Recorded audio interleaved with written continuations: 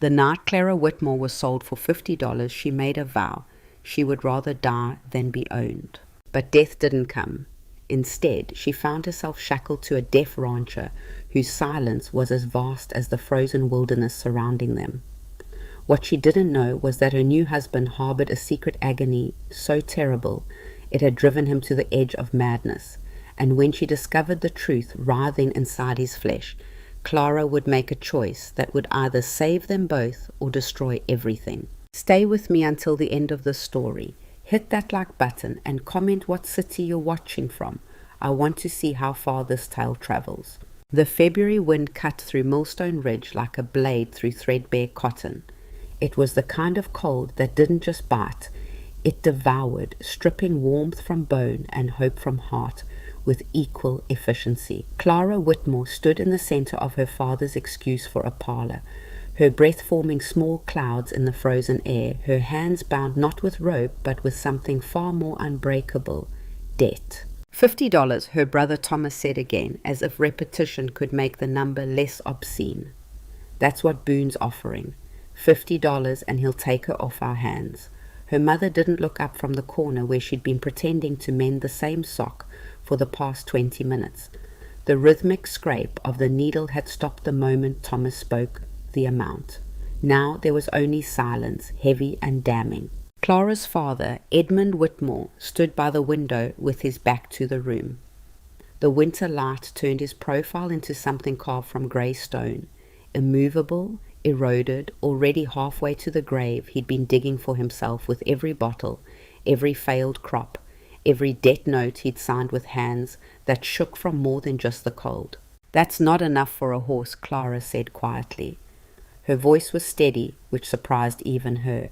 "You'd get more for Dancer, and she's 15 years old with a cracked hoof." Thomas's face flushed red, not from shame, which would have required a conscience, but from anger at being challenged. At 28, he'd inherited all of their father's weakness and none of his brief, youthful charm.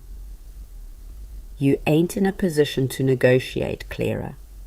The Hendersons want their money by week's end, or they take the house. All of it. You want Ma sleeping in a snowbank?" The cruelty of it was that he'd aimed his weapon perfectly. Clara could withstand being sold, could even stomach the humiliation of being valued less than livestock. But the image of her mother, already so diminished by years of frontier hardship, huddled against the killing cold, that was the blade that found her heart. "There has to be another way," she whispered, hating how the words sounded like begging. "There ain't." Thomas crossed his arms, a grotesque parody of authority. "Boone needs a wife, we need cash. It's simple arithmetic." "Arithmetic?" Clara laughed, a sound like glass breaking. "Is that what we're calling it now?" Her father finally turned from the window. Edmund Whitmore had been handsome once. Clara had seen the daguerreotype from before the war, before the whiskey, before the slow erosion of everything he'd once been. Now his eyes were rheumy, and his mouth was a thin slash of defeat. "It's done," he said. "Boone's coming tomorrow morning with the money. You'll go with him." "It's done, Clara." The finality in his voice was worse than shouting would have been. Shouting she could fight against. This was surrender, complete and absolute, and it left no room for resistance. Clara looked at each of them in turn, her father who wouldn't meet her eyes, her brother whose gaze held nothing but calculation, her mother who had become a ghost in her own home. This was her family. These were the people who were selling her for the price of 2 months' whiskey. "I see," she said softly. Then, because there was nothing left to lose, "When you count that money tomorrow, I hope it keeps you warm. I hope it fills your bellies and pays for enough drink to drown what's left of your conscience. Because that's all you'll have. You won't have me." She walked to the narrow stairs that led to the loft she'd slept in since childhood. Each step creaked under her weight. The same creak she'd memorized over 23 years, the familiar sounds of a home that had never really been one. Behind her she heard her mother's voice, thin as paper. "Thomas, maybe—" "Shut up, Ma." Thomas's boots crossed the floor. "It's settled." Clara didn't cry. She'd learned years ago that tears on the frontier were just another thing that froze and shattered, leaving nothing but salt and broken promises. The loft was barely warmer than outside. Clara's breath made frost patterns on the single window that looked out over land her great-grandfather had claimed, her grandfather had defended, and her father had gambled away piece by piece until only debt remained. She owned almost nothing. A dress, the one she was wearing, a shawl her grandmother had woven, a book of poetry she'd found in an abandoned homestead when she was 16, its pages water-stained but still legible, a silver locket that had been her mother's, containing a curl of hair from a baby sister who died before Clara was born. These were the possessions of Clara Whitmore's life. They fit in a canvas satchel with room to spare. She sat on the edge of her narrow bed and stared at her hands. They were capable hands, weathered from work but steady. These hands had birthed calves, mended fences, churned butter, and held her mother when the fever had nearly taken her 3 winters past. These hands had value, just not $50 worth, apparently. A knock on the loft door made her look up. Her mother entered without waiting for permission, moving with the hesitant shuffle of someone who'd learned to make herself small. "Clara, Margaret Whitmore's voice broke. She tried again. "I brought you some bread for the journey." The bread was wrapped in a checkered cloth, probably the only clean one left in the house. Clara took it because refusing would have been more cruelty than her mother deserved. "Thank you, Ma." Margaret sat on the bed beside her daughter, the ropes creaking under their combined weight. For a long moment neither spoke. Outside the wind howled like something dying. "I was 17 when I married your father," Margaret said finally. "Younger than you.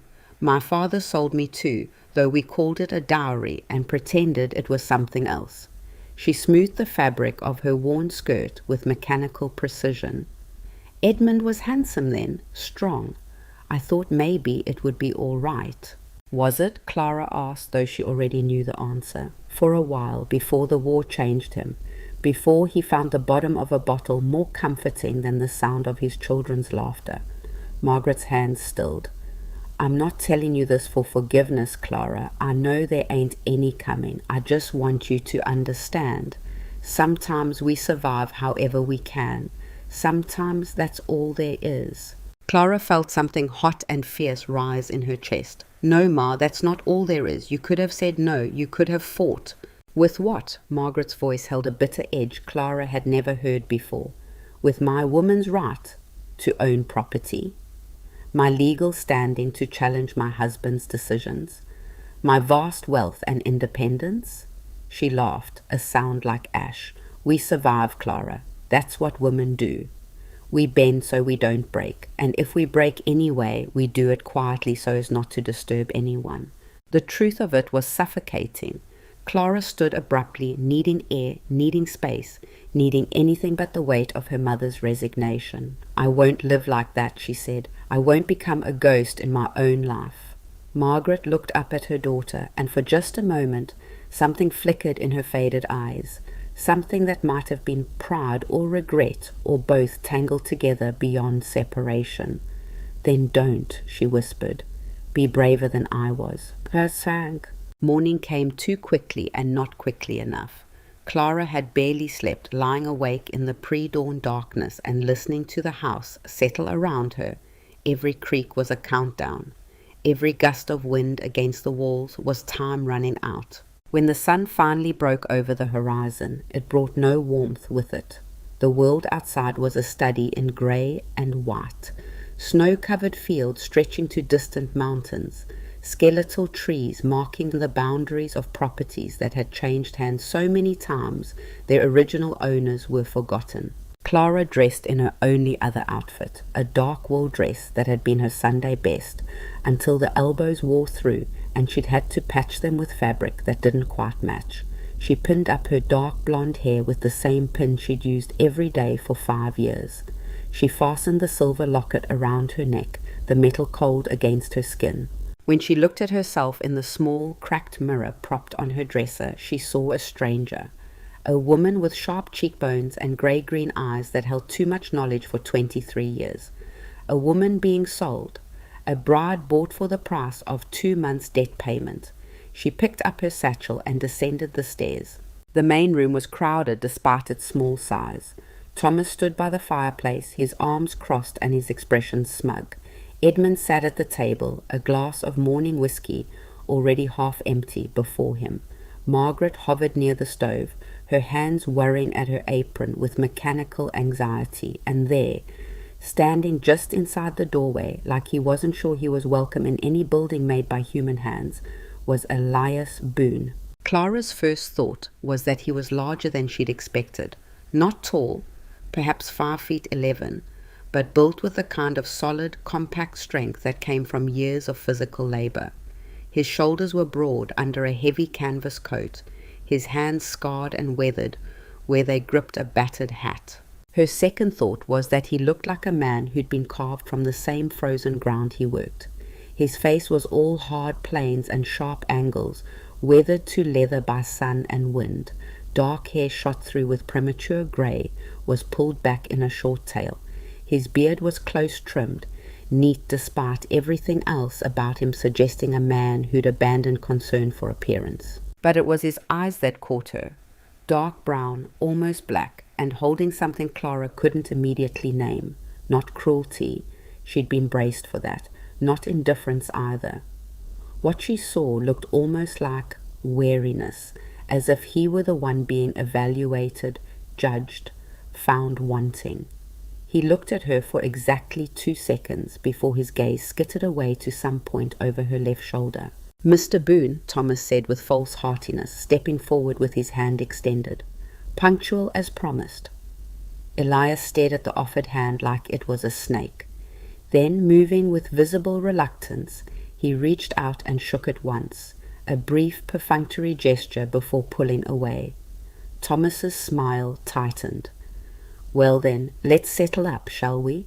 From his coat pocket, Elias withdrew a leather pouch. The coins inside clinked with a sound that made Clara's stomach turn. He handed the pouch to Thomas, who wasted no time in opening it and counting the contents. 48, 49, 50.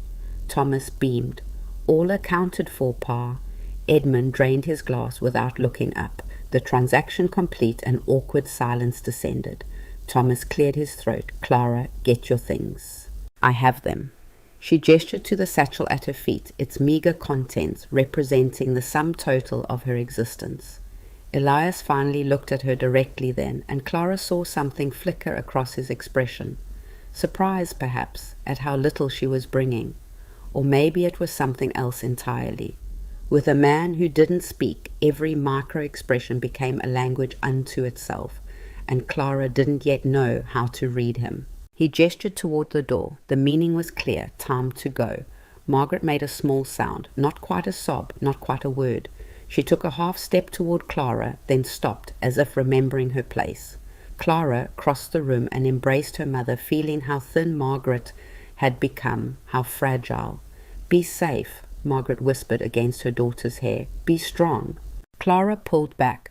She looked at her father, who still wouldn't meet her eyes. She looked at Thomas, who was already pocketing the money with proprietorial satisfaction. "Goodbye," she said, to the room at large, to the house, to the life that had never quite fit right. No one answered. Elias held the door open. The morning cold rushed in, stealing breath. Clara picked up her satchel, straightened her spine, and walked through the doorway into a future she couldn't imagine and hadn't chosen. Behind her the door closed. The sound of it was final as a coffin lid. Elias's wagon was waiting in the yard, hitched to 2 solid draft horses who stood with the patience of animals accustomed to waiting. The wagon bed was empty except for some blankets and a wooden crate Clara couldn't identify. Elias gestured to the bench seat. Clara climbed up, the frozen wood biting through her skirts. Elias took his place beside her, picked up the reins, and clicked his tongue. The horses moved forward without hesitation, their breath forming clouds in the frigid air. They left Millstone Ridge heading northwest, toward territory Clara had never traveled. She didn't look back. There was nothing behind her worth seeing. The journey was silent, not just quiet, silent. Elias didn't speak, didn't hum, didn't make any of the small human noises Clara was accustomed to. She'd known he was deaf, of course. Thomas had mentioned it when explaining why Boone was willing to pay for a wife. No woman in the territory would willingly marry a man who couldn't hear and rarely spoke. But knowing something intellectually and experiencing it were different things entirely. The silence was vast, oppressive in its completeness. Clara found herself hyper-aware of every sound she made, the rustle of her skirts, the small breath she exhaled, the creak of the wagon bench when she shifted position. In Elias's world, these sounds didn't exist. She studied him from the corner of her eye. His attention was fixed on the road ahead, his hands steady on the reins. His profile was stern, unreadable. A muscle in his jaw ticked occasionally, the only sign he was anything more than a statue. After an hour of traveling, Clara noticed something odd. Every few minutes, Elias would tilt his head slightly to the left and reach up to touch the side of his face near his ear. The gesture was quick, almost furtive, like scratching an itch that wouldn't fade. Each time he did it, his expression would tighten, just for a moment, barely perceptible, before smoothing back into neutrality. Pain, Clara realized. He was in pain. She wanted to ask about it, but the absurdity of trying to have a conversation with a deaf man while sitting side by side, both facing forward, stopped her. She had no idea if he could read lips. She had no idea what he could or couldn't do, what he needed or wanted, what kind of man she'd just been sold to. The only thing she knew for certain was that she was utterly, completely alone. The landscape changed as they traveled. The sparse settlement of Millstone Ridge gave way to open country. Rolling hills covered in snow, stands of pine and aspen marking the frozen creeks, mountains rising in the distance like the spine of some massive sleeping creature. They passed 2 other homesteads in the first 3 hours, smoke rising from chimneys like signals from distant ships. Then even those disappeared. The road, barely more than wagon ruts worn into the frozen ground, stretched on through increasingly wild country. Clara had thought she understood isolation. Growing up in Millstone Ridge with its 15 families and single dry goods store. But this was different. This was the kind of isolation that swallowed sound and light, and left nothing but endless white and the weight of an indifferent sky. The sun reached its weak zenith and began its descent. They'd been traveling for 5 hours when Elias finally pulled the horses to a stop near a small creek where the ice had broken enough to expose running water. He climbed down, his movements stiff, and began tending to the horses. Clara remained on the bench, uncertain. Was she expected to help, to stay put, to perform some wifely duty she hadn't yet learned? The rules of this new existence were invisible to her, written in a language she didn't speak. Elias glanced at her, then made a gesture, 2 fingers to his mouth, then a tipping motion. Food and drink. Clara understood and climbed down, her legs cramping from the hours of stillness. There was dried venison and hard bread in the wooden crate, along with a canteen of water. They ate, standing by the wagon, not looking at each other. Clara chewed mechanically, tasting nothing. The water was so cold it made her teeth ache. She needed to relieve herself, but had no idea how to communicate this need. Finally, mortified, she simply walked a short distance into the trees. When she returned, Elias was already back on the wagon, waiting with the same infinite patience his horses displayed. They continued on. The ranch appeared as dusk was settling over the land, turning the snow purple and the sky the color of old bruises. At first, Clara thought she was seeing things, a trick of light and exhaustion, but as they drew closer, the shapes resolved into reality. It wasn't much. A cabin, single story, built from rough-hewn logs and chinked with what looked like mud and moss. A barn in better condition than the house, its roof newly patched. A chicken coop, a corral holding 3 additional horses, a work shed with one wall half collapsed and covered with a canvas top. This was it. This was home now. Elias brought the wagon to a stop in front of the cabin and climbed down. Clara followed, her body protesting every movement. She'd been cold for so long she'd almost forgotten what warmth felt like. Elias opened the cabin door and gestured for her to enter first. Clara stepped inside and stopped, her eyes adjusting to the dim interior. One room. That's all it was. One large room with a stone fireplace at one end, a narrow bed pushed against the far wall. A rough wooden table with 2 chairs, a few shelves holding basic supplies. A door in the back wall presumably led to a root cellar or storage. The floor was packed earth covered with a single threadbare rug. The walls were bare except for a few pegs holding coats and tools. It was sparse, masculine, utterly devoid of anything soft or welcoming. It was also, Clara noticed with a sinking sensation, equipped with only one bed. Elias moved past her to the fireplace and began building a fire with efficient, practiced movements. Within minutes, flames were crackling, throwing orange light across the rough walls. The warmth was immediate and overwhelming. Clara's frozen hands began to ache as circulation returned. Elias straightened and turned to face her. For the first time since they'd left Millstone Ridge, he looked directly at her, really looked, his dark eyes searching her face for something Clara couldn't identify. Then he crossed to a wooden chest in the corner, opened it, and withdrew a bundle of fabric. He held it out to her. A blanket, she realized. Thick wool, smelling faintly of cedar and smoke. Clara took it, confused.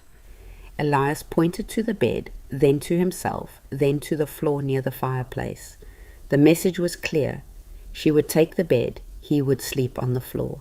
Something in Clara's chest loosened slightly. Not trust.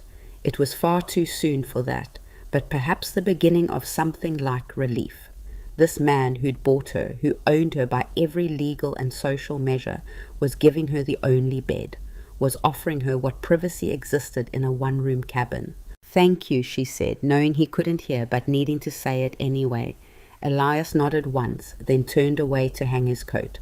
The gesture was dismissive but not unkind. He moved around the cabin with the ease of long familiarity, lighting an oil lamp, checking that the door was properly secured, laying out his own bedroll near the fire. Clara remained frozen in the center of the room, clutching her satchel and the blanket, feeling like an intruder in the space that was now supposedly hers. Every instinct told her to do something, to cook, to clean, to perform some domestic task that would justify her presence. But exhaustion pulled at her like a riptide, and she didn't even know where Elias kept his food stores or cooking implements. The silence stretched. Elias finished his preparations and settled onto his bedroll, his back to her. The message was clear. Do as you wish, I won't watch. Clara moved to the bed. It was narrow, the mattress thin but clean. She set down her satchel, wrapped the blanket around herself, and sat on the edge of the bed still fully dressed. She couldn't imagine undressing in this room, with the stranger mere feet away, even if he was giving her privacy. The fire crackled. Outside, the wind picked up, whistling through gaps in the walls. Clara stared at the back of Elias's head, at the broad line of his shoulders under his shirt, and tried to understand what had just happened to her life. This morning, she'd been Clara Whitmore, daughter, sister, person. Now she was, what, Clara Boone? The thought made her stomach turn. She was a possession purchased, a debt paid, a transaction completed. She lay down on the bed, still wrapped in the blanket, and stared at the ceiling. The logs overhead were darkened with years of smoke, creating patterns that looked almost deliberate in the firelight. Clara traced them with her eyes, looking for meaning, finding none. Sleep should have been impossible. Instead, it claimed her with brutal efficiency, dragging her down into darkness deeper than the frontier night. Clara woke to grey dawn light filtering through the cabin's single window. For one confused moment, she didn't know where she was. Then memory crashed back. The sail, the journey, the cabin. Elias. She sat up quickly, disoriented. The cabin was empty, The fire had been rebuilt and was burning steadily. On the table sat a plate with bread and what looked like jerked meat, along with a cup of water. Elias had left her breakfast and disappeared. Clara rose, her body stiff and aching. She used the chamber pot she found under the bed, mortified by its necessity, but grateful it existed. She ate the bread and meat standing up, looking around the cabin with more attention than she'd been capable of the previous night. In daylight, she could see more details. The cabin was rough but well maintained. The windows were oiled paper, not glass, but they were intact and let in reasonable light. The shelves held basic supplies: flour, salt, dried beans, coffee. A Dutch oven hung from a hook near the fireplace. Tools, hammer, saw, various implements Clara couldn't name, were arranged on pegs with almost military precision. This was the home of a man who lived alone and had arranged everything for solitary efficiency. There was no wasted space, no decoration, no comfort beyond pure function. Clara was still examining the cabin when the door opened. She spun around, startled. Elias entered, carrying a bucket of water, ice crystals still floating on its surface. He stopped when he saw her, his expression flickering through something: surprise, concern, before settling back into neutrality. He set the water bucket down near the fireplace and turned to face her. Then, moving deliberately, he raised his hands and began to gesture. Clara stared at him, uncomprehending. He was using some kind of sign language, his fingers forming shapes and patterns she couldn't read. When she didn't respond, frustration crossed his features. He tried again, slower this time, enunciating each gesture as if volume would somehow aid understanding. "I don't—" Clara started, then stopped. She raised her own hands and shrugged, trying to convey helplessness. Elias's jaw tightened. He lowered his hands and stood there, this man who'd paid $50 for a wife, clearly trying to figure out how to communicate with his purchase. Finally, he crossed to the shelf and withdrew a small leather-bound book and a pencil. He opened the book, a ledger of some kind filled with neat columns of numbers and notes, and flipped to a blank page. He wrote something, then turned the book to show her. "Can you read?" Clara felt a spike of indignation. "Yes," she said, then realized he probably couldn't hear her. She pointed to herself, then to the book, and nodded firmly. Elias's eyebrows rose slightly, surprised, she realized. He hadn't expected an affirmative answer. How many frontier women couldn't read? Most, probably. Clara had her grandmother to thank for her literacy, for the hours spent with a primer, while other girls learned only cooking and sewing. Elias wrote again, "I will teach you signs. Easier than writing always." Clara nodded. She took the pencil from him. Their fingers brushed briefly, both of them jerking back as if burned, and wrote, "All right." Elias studied her for a long moment. Then he pointed to himself and finger-spelled letters, Elias. He did it twice more until Clara understood the alphabet he was using. Then he pointed to her, questioning. Clara finger-spelled back, Clara. Something that might have been approval crossed Elias's features. He nodded once, then pointed around the cabin, beginning a systematic instruction. Fireplace, water, food, bed. Each word accompanied by a sign, repeated until Clara could mimic it. They worked like this for over an hour, moving through basic vocabulary. Clara's hands were clumsy at first, unused to forming the precise shapes, but she was a quick study, and Elias was patient, more patient than she'd expected from a man who looked carved from granite. When they'd covered the basics, Elias wrote, "I have work. You rest today. Learn the cabin." Clara wrote back, "What work do you need me to do?"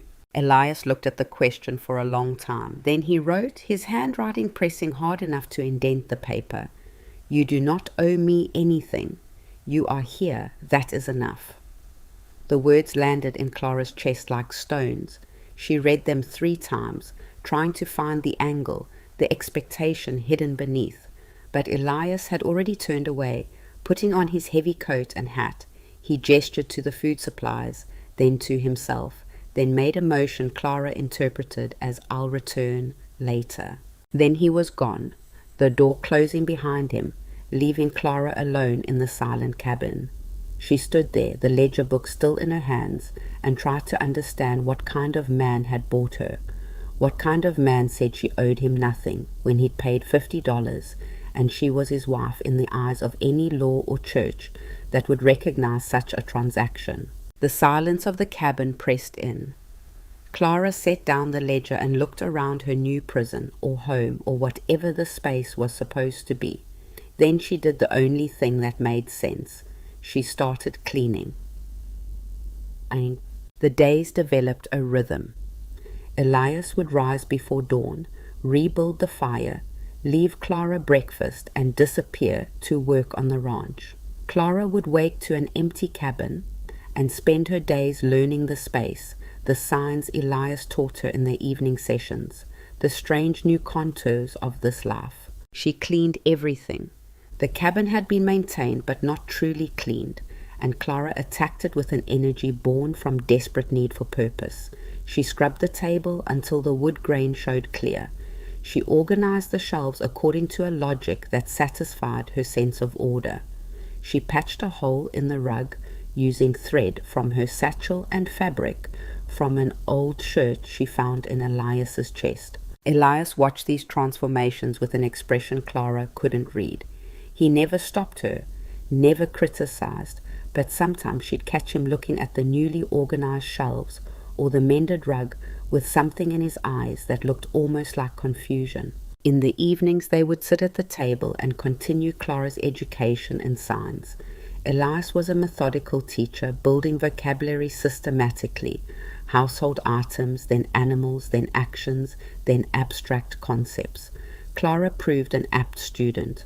Within 2 weeks, they could have basic conversations without needing the ledger book. "How was your day?" Elias would ask. "Quiet," Clara would respond. "I cleaned the chimney. Unnecessary. Was clean enough. Now it's cleaner." Something that might have been amusement would flicker across his features, then vanish. They existed in a state of careful courtesy, two strangers sharing space and trying not to collide. Elias continued to sleep near the fireplace. Clara took the bed. They ate meals together in silence that was companionable but not comfortable. They were learning each other like one might learn a foreign grammar, mechanically necessarily, without any particular warmth. But Clara noticed things. She was observant by nature, and in the absence of conversation, observation became her primary occupation. She noticed that Elias touched the left side of his face constantly, sometimes hourly, always with that same quick, furtive gesture. She noticed that some days he moved more slowly than others, as if every step required conscious effort. She noticed that he kept a small brown bottle on the highest shelf, and on the worst days, he would take a swig from it when he thought she wasn't watching. She noticed that he never ever complained. On their 16th day together, Clara woke to find Elias still in the cabin at dawn, sitting at the table with his head in his hands. She sat up alarmed. "Are you all right?" she sighed. Elias's hands dropped. His face was pale, drawn, and there was something in his eyes that Clara had learned to recognize. Pain. Serious pain. "Fine," he signed, unconvincingly. "Just tired." Clara stood and crossed to him. She'd been maintaining careful distance, never touching, never invading the bubble of space each of them kept around themselves. But looking at Elias now, she saw a man at the end of his endurance. She reached out and touched his shoulder gently, feeling him flinch under her hand. "You're not fine," she signed with her free hand. "What's wrong?" Elias stared at her for a long moment. Then slowly he raised his hand and pointed to his left ear. "Pain," he signed. "Always pain. Some days worse." "Since when?" "Since always. Since I was young." The enormity of it crashed over Clara. Always. This man had been in pain for years, decades perhaps, and had simply accepted it as the unchangeable reality of his existence. "Have you seen a doctor?" Elias's expression turned bitter. "Many doctors, many years. They say nothing wrong. Say I'm broken. say I imagine things. He stood abruptly, clearly done with the conversation. He pulled on his coat and headed for the door, but his movements were jerky, uncoordinated. Clara watched him pause at the threshold, his hand gripping the doorframe as if the world had tilted, and he needed an anchor. Then he was gone, out into the grey morning, leaving Clara alone with a revelation that changed everything. Her husband was suffering, had been suffering, and no one had believed him. She stood in the center of the cabin and made a decision that would alter both their lives irrevocably. She would find out what was wrong with Elias Boone, and if the doctors wouldn't help him, she would damn well do it herself. In Lansag. The problem was that Clara had no medical training whatsoever. She knew folk remedies, willow bark for fever, honey for coughs, whiskey for pain. But this was different. This was something the doctors had missed or dismissed, something that had tormented Elias for years. She started with the ledger book, reading back through Elias's notes. He kept meticulous records, weather patterns, crop yields, livestock health, financial transactions, but there were also sporadic entries that made Clara's heart ache. March 12, 1874, pain bad today, dropped feed bucket, cost me 2 hours work. July 3rd, 1875, went to town, new doctor. He said same as others, nothing wrong, I'm making it up. December 18th, 1876, can't sleep, pain like hot iron in my head. Whiskey doesn't help anymore. The entries painted a picture of a man slowly being ground down by constant suffering that no one acknowledged as real. How many times had Elias sought help only to be told he was broken, defective, imagining things? How many years had he endured alone before giving up entirely? Clara closed the ledger and looked around the cabin with new eyes. She'd thought Elias was merely stoic. Now she understood.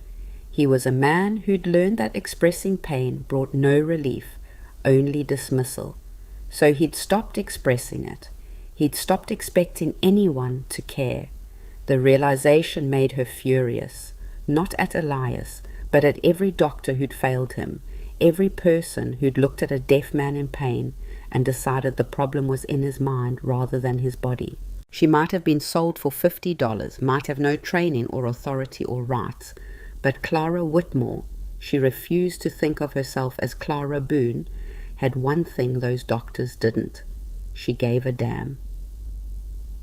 Over the next week, Clara began a systematic investigation. When Elias was out working, she examined everything in the cabin that might relate to his condition. She found the brown bottle on the high shelf. Laudanum, the label said, and the bottle was nearly empty. She found notes from doctors, all saying variations of the same thing. Examined patient. Found no physical cause for reported symptoms. Suspect mental deficiency or attention-seeking behavior. Mental deficiency. As if being deaf made Elias incapable of accurately reporting his own pain. Clara's fury grew. She'd seen Elias work. She'd watched him repair the collapsed wall of the workshed single-handedly, measure and cut lumber with precision, manage 3 horses and a dozen chickens with methodical efficiency. This was not a man with a mental deficiency. This was a man who'd adapted to his deafness with remarkable capability and been punished for it by everyone who should have helped him. She began observing Elias more closely, noting patterns. The pain seemed worse in the mornings. Cold weather exacerbated it. When it was particularly bad, Elias would tilt his head to the left and sometimes shake it slightly, as if trying to dislodge something. The head shaking bothered Clara. It suggested something physical, something that could be felt, not imagined. On the 23rd day of their marriage, Elias came in from the barn earlier than usual. The evening was bitterly cold, and Clara was preparing a simple stew over the fireplace. She turned at the sound of the door and saw immediately that something was very wrong. Elias was pale, swaying slightly. His hand was pressed against the left side of his face, his fingers digging into his skin hard enough to leave marks. Clara abandoned the stew and crossed to him. "Sit," she signed forcefully. Elias shook his head, stubborn even in obvious agony. "Sit down," Clara signed again, pointing to the chair with an authority she didn't know she possessed. This time Elias complied, dropping into the chair heavily. Up close, Clara could see he was sweating despite the cold. His jaw clenched so tight the muscles jumped. Clara knelt beside him, bringing herself to eye level. "Let me see," she signed. "Nothing to see," Elias signed back, but his hands were shaking. "Let me see," Clara repeated, and this time she didn't make it a request. Slowly, Elias lowered his hand from his face. Clara leaned in, examining the left side of his head carefully.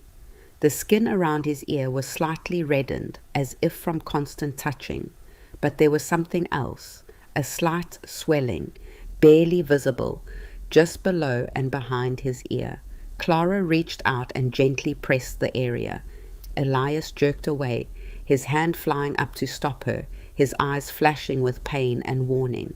"I'm sorry," Clara signed quickly, "but I felt something. There's swelling." "Always swollen," Elias signed back. "Doctors say inflammation. Say it will pass." "When did it start?" 20 years ago. Clara sat back on her heels, stunned. 20 years of swelling that never passed. 20 years of pain that was dismissed as temporary or imaginary. 20 years of suffering alone. She stood abruptly and went to the shelf where she'd seen a small mirror. She brought it back to Elias along with the oil lamp. "Look," she signed, "behind your ear." Elias took the mirror reluctantly and angled it, the lamplight illuminating his face. Clara watched his expression change as he saw what she was seeing. The swelling, more obvious in the direct light, and something else, a faint discoloration, slightly darker than the surrounding skin. He lowered the mirror slowly, his eyes meeting Clara's. In them she saw years of dismissed pain, of being told his suffering wasn't real, of learning not to trust his own body's testimony. The doctors said. He started to sign. "The doctors were wrong," Clara signed back with fierce certainty. "Something is wrong, something physical, and we're going to figure out what it is." Elias stared at her. Then, to Clara's absolute shock, his eyes filled with tears. He blinked them back furiously, his jaw working. "You believe me," he signed, and the words looked like they cost him something essential. "I believe you," Clara signed back, "and we're going to fix this." She had no idea how. She had no training, no resources, no authority, but as she looked at this man who'd been failed by everyone who should have helped him, Clara made a vow. She would not fail him too. Even if it killed her, she would find out what was wrong with Elias Boone, and she would fix it. The next morning, Clara woke with purpose burning in her chest like a coal she'd swallowed whole. Elias was already up, moving around the cabin, with the careful deliberation of a man trying not to jostle his own skull. She watched him from the bed as he built up the fire, his movements precise, despite the pain that tightened his shoulders and made him pause every few minutes to press his palm against his ear. When he noticed she was awake, he signed a simple good morning and turned back to his work, clearly expecting the day to proceed as all the others had. But Clara had other plans. She rose, dressed quickly behind the privacy of a blanket she'd hung in the corner, and joined him at the table. When Elias set down her breakfast, the same bread and dried meat he always prepared, Clara pushed it aside and pulled the ledger book toward her. She wrote in large, determined letters, "I need to examine your ear properly, in good light. Will you let me?" Elias read the words twice, his expression unreadable. His hand drifted up to touch the side of his face in that habitual gesture, then dropped. He picked up the pencil, and Clara watched his knuckles whiten around it as he wrote, "Why?" Doctors already looked, found nothing. Clara took the pencil back. "Because the doctors were looking for what they expected to find. I'm going to look for what's actually there." The logic of it must have appealed to him, or perhaps he was simply too worn down to argue. Either way, Elias nodded once, a sharp, reluctant jerk of his chin, and sat back in his chair. Clara fetched the oil lamp and positioned it on the table where the light would be strongest. The morning sun was filtering through the oiled paper windows, adding its weak illumination to the room. She pulled her chair close to Elias's, close enough that she could smell the pine and wood smoke that clung to his clothes, close enough to see the fine lines Pain had carved around his eyes. "I'll be gentle," she said out loud, knowing he couldn't hear but needing to say it anyway. Then she reached out and carefully tilted his head to the right, exposing the left side of his face to the light. Elias went rigid under her touch, every muscle locked. Clara could feel him fighting the instinct to pull away, to retreat back into the isolation that had kept him safe, if not whole. But he stayed still, and Clara felt a surge of something that might have been gratitude or respect, or both tangled together. She examined his ear carefully, starting with the outer structure. The ear itself looked normal, perhaps slightly reddened from constant touching, but otherwise unremarkable. It was behind and below the ear that she found what she'd noticed the night before, definite swelling, creating a slight bulge in the skin. The area was warm to her touch, warmer than it should have been. Clara pressed gently around the swelling, watching Elias's face for reactions. When her fingers found a spot just behind the earlobe, his entire body jerked and his hand shot up to grab her wrist. Not violently, he was clearly trying to be gentle, but with desperate urgency. Clara pulled back immediately. "I'm sorry," she signed with her free hand. Elias released her wrist and signed back, his movements choppy with pain. That spot, always worse there. Clara nodded and leaned in again, this time just looking without touching. The swelling was irregular, not the smooth dome of a simple infection. And there, at the very edge where the swelling began, Clara saw something that made her breath catch. A tiny opening in the skin, so small she'd almost missed it, and from it, barely visible, a faint trace of something, discharge maybe, or dried fluid. She sat back, her mind racing. This wasn't inflammation. This wasn't in Elias's head. This was something real, something physical, something that had been draining, however minimally, for years. She grabbed the ledger book and wrote quickly, "There's an opening in your skin, behind your ear. Something is draining from it." Elias took the book and read her words with an expression that shifted from confusion to something that looked almost like vindication. He wrote back, "Doctors never mentioned that. Did they look this closely?" Elias's mouth twisted into something bitter. "No. They asked questions, looked quickly, told me I was wasting their time." Clara felt that familiar fury rise again. She wrote, "I need to clean the area. Really clean it. See what we're dealing with. It might hurt." "Everything hurts," Elias wrote back. At least this hurt would have purpose. The simple resignation in those words made Clara's throat tight. She nodded and went to gather supplies. Clean water from the bucket Elias had hauled that morning, the cleanest cloth she could find, soap she'd made herself from ashes and fat. Her hands were steady as she worked, but her mind was churning. She'd helped birth calves and dressed wounds on livestock. She'd seen her mother treat infections and set broken fingers.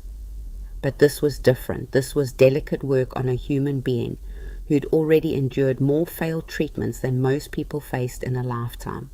If she hurt him for nothing, if this was another dead end, she'd be just one more person who'd promised help and delivered only pain.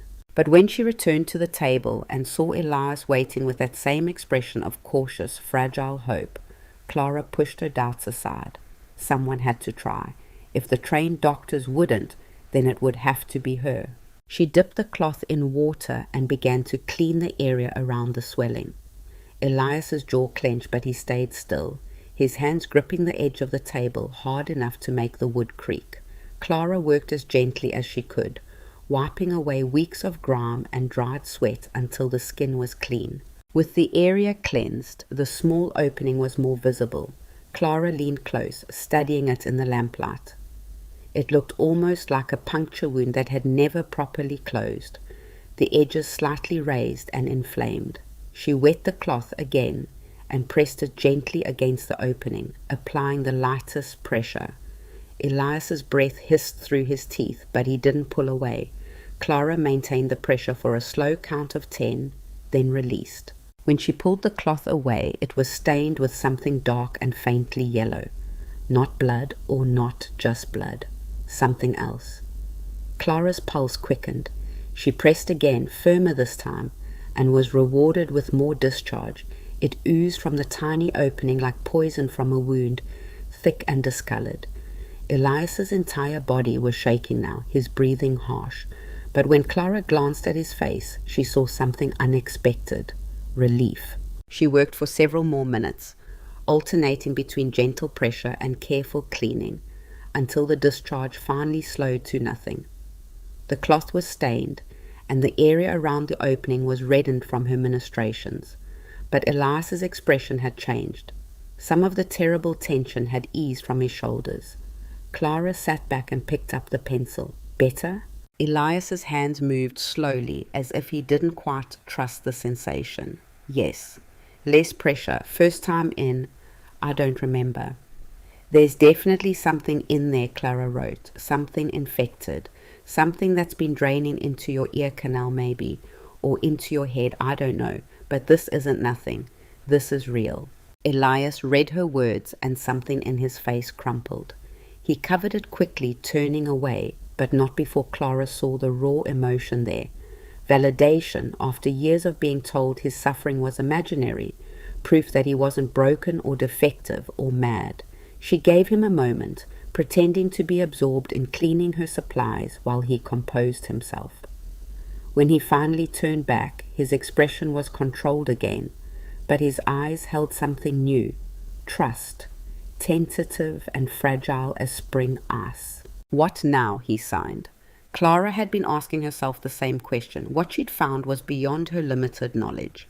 This needed a real doctor, someone with training and tools and experience. But Elias had already seen real doctors, and they'd all failed him. She wrote, I need to research. Are there any medical books in town? The general store might have something. Town is 12 miles, Elias wrote back. We go once a month for supplies. Next trip is in 10 days. 10 days felt like an eternity, but Clara nodded and wrote, then we wait. In the meantime, I'll keep cleaning it daily. Keep it draining. Maybe that will help. Elias agreed, and they established a new routine. Every morning and evening, Clara would clean the area behind Elias's ear, applying gentle pressure to encourage drainage. The first few sessions produced more of the thick, discolored fluid. But gradually, as the days passed, the discharge became clearer, less infected looking, and Elias began to change. It was subtle at first, a slight easing in his movements, a reduction in the frequency with which he touched his face. He slept better. Clara could tell, 'cause she lay awake those first few nights, listening to his breathing shift from the shallow, restless pattern of someone in pain to something deeper and more regular. On the 5th day, Elias came in from the barn at midday, unusual for him, and signed to Clara, the pain, it's less, not gone, but less than it's been in years. Clara felt something fierce and triumphant bloom in her chest. She'd been right. She'd found something real, and while she hadn't cured him, not yet, maybe not ever, she'd given him relief that no trained doctor had managed. But relief wasn't enough. Clara wanted answers. She wanted to know what was causing the infection, where it was coming from, how deep it went, and for that she needed information she didn't have. The 10 days until their trip to town crawled by with agonizing slowness. Clara continued her treatments, maintaining the routine that seemed to be helping. She and Elias fell into an easier rhythm with each other, their signed conversations growing longer and more natural, their shared meals becoming less awkward. One evening, as Clara was cleaning the drainage site, Elias signed a question that surprised her. Why are you doing this? Clara paused, considering. She could have written that it was her duty as his wife, but that felt hollow. She could have said it was simple human decency, but that wasn't quite right either. Finally she wrote, because no one else did, because you were in pain and everyone ignored it, because that's wrong. Elias read her answer, his dark eyes searching her face. Then he signed something that made Clara's heart skip. You didn't have to care. I bought you. You owe me nothing but presence. The echo of his earlier words, you are here, that is enough, struck Clara hard. This man who'd purchased her like property had expected nothing from her, had demanded nothing, had been content with mere coexistence, and she'd given him more, not because she had to, because she'd chosen to. The realization shifted something fundamental between them.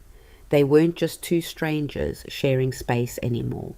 They were becoming something else, allies maybe, partners in survival, two people who'd been failed by the world they inhabited and had found in each other someone who refused to fail them. Clara finished the cleaning and put away her supplies. When she returned to the table, Elias had written something in the ledger book. He pushed it toward her. "Thank you," it said. Just those two words, but his handwriting pressed so hard the letters indented several pages beneath. Clara picked up the pencil and wrote below his message, "You're welcome." That night, for the first time since arriving at the ranch, Clara fell asleep feeling something other than despair or resignation. She fell asleep feeling useful, needed, like she mattered. It was a dangerous feeling, she knew. Mattering to someone meant caring about them in return, and caring about someone gave them the power to hurt you in ways that mere indifference never could. But as she drifted off to sleep, listening to Elias's steady breathing from his bedroll by the fire, Clara found she didn't care about the danger. After 23 years of being invisible in her own family, of being valued at $50, of mattering to no one, the risk of caring seemed like a small price to pay for finally being seen. The morning of their trip to town arrived with heavy grey skies that threatened snow. Clara woke early and dressed in her best, which meant her only other dress, the one she'd arrived in, brushed clean and mended at the hem. Elias prepared the wagon while Clara packed the items they needed to trade. Eggs from the chickens, a beautifully worked leather bridle Elias had made, some pelts from animals he had trapped. The journey to Coldwater, the nearest town, took 4 hours over frozen roads that jarred every bone in Clara's body. They passed 2 other homesteads on the way, smoke rising from chimneys, but saw no other travelers. The frontier in winter was a study in isolation, each family locked in their own small world of survival. Coldwater wasn't much, a main street with perhaps a dozen buildings, including a general store, a saloon, a church, a smithy, and a building that announced itself as Dr. Harrison Finch, physician and surgeon. Clara noted the doctor's office with grim determination. If she couldn't find answers in books, she'd have to try there, though her faith in doctors had been thoroughly eroded by Elias's experiences. They stopped first at the general store, a rambling wooden structure that smelled of tobacco, leather, and the slightly sweet rot of potatoes stored too long in a root cellar. The proprietor, a thick-waisted man named Guthrie, looked up when they entered, and his expression shifted through several emotions in quick succession. Recognition of Elias, surprise at seeing him with a woman, and calculation as he assessed what this might mean for business. "Boone," Guthrie said by way of greeting, then caught himself and raised his voice slightly, as if volume would somehow penetrate Elias's deafness. "Good to see you." Elias's expression didn't change. He obviously couldn't hear the greeting, but he nodded politely and began setting out the items they'd brought to trade. Clara stepped forward, assuming the role of speaker since Elias couldn't. "Mr. Guthrie," she said, keeping her voice level and businesslike. "I'm Clara, Elias's wife. We need supplies, flour, sugar, coffee, salt, and I'm looking for any medical books you might have." Guthrie's eyebrows rose. "Medical books? You sick?" "No, just interested in learning." The shopkeeper snorted. "Ain't much call for learning out here, Mrs. Boone. We got a perfectly good doctor down the street if someone needs doctoring." Clara felt her jaw tighten, but kept her expression pleasant. "Nevertheless, I'd like to see what you have." Guthrie shrugged and gestured to a small shelf in the back corner, where a pitiful collection of books gathered dust. "Help yourself. Most of what I got is almanacs and catalogues. Might be a medical text or two someone left behind." While Elias negotiated the trade, using a combination of gestures and written notes, that Guthrie seemed familiar with, Clara investigated the books. Most were worthless for her purposes: farming guides, collections of sermons, dime novels with lurid covers. But tucked at the very back, she found a thin volume titled The Home Medical Advisor, a practical guide to common ailments and their treatment.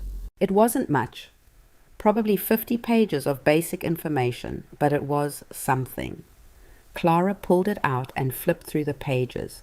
There was a section on ear infections, another on abscesses, a brief chapter on foreign bodies and their removal. Her heart beat faster as she scanned the contents. "How much for this?" she called to Guthrie. The shopkeeper squinted at the book. "That old thing? Tell you what, you take it. Can't sell books out here anyway. Most folks can't read." Clara felt a flash of indignation on behalf of the literate frontier woman she was sure existed, but she wasn't about to argue with Free. She tucked the book into her bag and returned to Elias's side. He'd completed the trade and was loading their new supplies into a crate. Clara noticed several people in the store were watching them with poorly concealed curiosity. An older woman in a faded calico dress leaned toward her companion and whispered something behind her hand. Two men by the tobacco counter stared openly. Clara met their gazes steadily until they looked away. She'd learned early that showing weakness invited predation. Better to face curiosity with spine straight and chin up. As they were preparing to leave, the door opened and a woman entered, young, maybe Clara's age, dressed in a green wool coat that had seen better days, but was clean and well maintained. She stopped short when she saw Elias, and a smile broke across her face. "Elias Boone, I haven't seen you in months." She spoke clearly, facing him directly, and Clara realized the woman knew Elias was deaf and had adjusted her communication accordingly. Elias's expression shifted, not quite a smile, but a definite softening. He signed something quickly, and the woman laughed. I know, winter keeps everyone locked up. Are you well?" She signed as she spoke, her hands moving with practiced fluency. Elias nodded, then gestured to Clara. The woman's eyes widened with obvious surprise and delight. "You got married, Elias? That's wonderful." She turned to Clara with genuine warmth. "I'm Margaret Hayes. Well, Margaret Foster now. I got married myself last fall. Elias and I grew up together back before—" She trailed off, some of the brightness fading from her expression. "Before what?" Clara asked, though she suspected she knew. "Before the fever that took his hearing. We were both 7. I've known him since we were children." Margaret's smile returned, though it was more subdued now. "He's a good man, Mrs. Boone. You're lucky to have him." The assumption that Clara was lucky, that she'd chosen this marriage rather than been sold into it, rankled, but Clara kept her expression neutral. "I'm learning that," she said, and was surprised to find she meant it. Margaret chatted for a few more minutes, filling Elias in on town gossip through a combination of signs and speech. Clara watched the easy communication between them and felt an unexpected pang of something that might have been jealousy. This woman knew Elias before his pain, before his isolation. She knew him as a whole person, not a transaction. When Margaret finally said goodbye and left, promising to visit in the spring, Clara and Elias loaded the last of their supplies. They were heading back to the wagon when Clara made a decision. "I'm going to see the doctor," she said to Elias, signing as she spoke. "Dr. Finch. I want to ask him about ear infections." Elias's expression closed down immediately. He signed back sharply. "No, waste of time. He won't help. Maybe he will if I ask differently. If I don't mention you first." "Clara," Elias started to sign, but Clara cut him off. "Please, let me try. What's the worst that happens? He says no?" "We're already prepared for that." Elias stared at her for a long moment, conflict clear in his face. Finally, he signed. "Fine. I'll wait with the wagon, but don't expect anything." Clara nodded and headed down the street to Dr. Finch's office before she could lose her nerve. The doctor's waiting room was small and empty, smelling of carbolic acid and something medicinal Clara couldn't identify. She rang the bell on the desk and waited, her heart hammering against her ribs. A man emerged from the back room, late 50s, balding, with a neat beard and spectacles that made his eyes look enormous. He assessed Clara with the practiced eye of someone used to evaluating illness at a glance. "Can I help you, miss?" "Mrs. Boone," Clara corrected. "I'm hoping to ask you some questions about ear infections and drainage."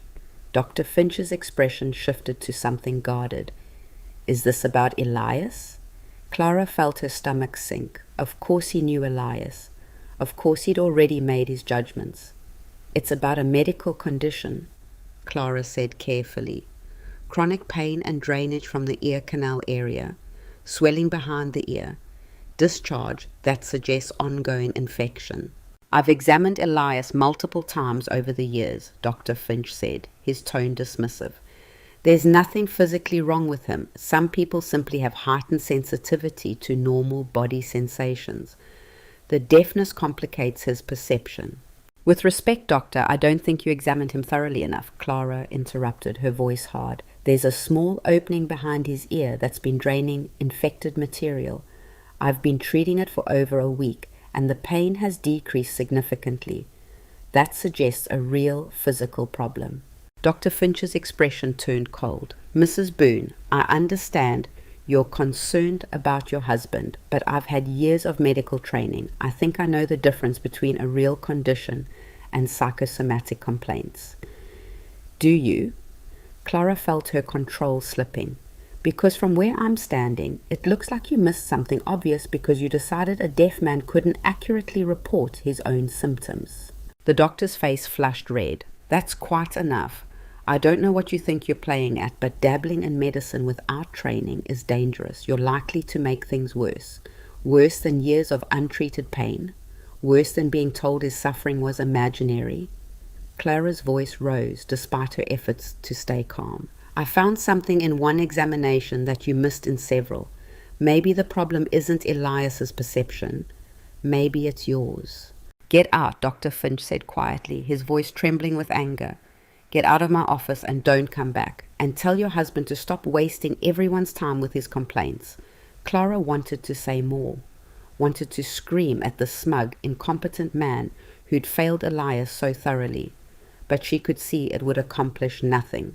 Dr. Finch had made up his mind years ago, and no amount of evidence would change it. She turned and left without another word, her hands shaking with suppressed rage. Elias was waiting by the wagon, his expression already resigned. When he saw Clara's face, he signed, "I told you, they don't listen." Clara climbed onto the wagon bench and picked up the ledger book they kept there.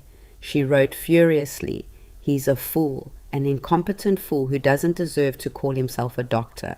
But that doesn't matter. We don't need him. I'll figure this out myself." Elias read her words, and something shifted in his expression. Surprise giving way to something that looked almost like hope. "You really think you can?" he signed. Clara thought about the medical book in her bag, about the progress they'd already made, about her own stubborn refusal to accept that Elias's suffering was inevitable or imaginary. "Yes," she wrote, "I really think I can." The journey home was quiet, but it was a different kind of quiet than before. Clara spent the trip reading the medical book, absorbing everything she could about ear infections and abscesses. The information was basic, frustratingly incomplete, but it gave her a framework to understand what she was seeing.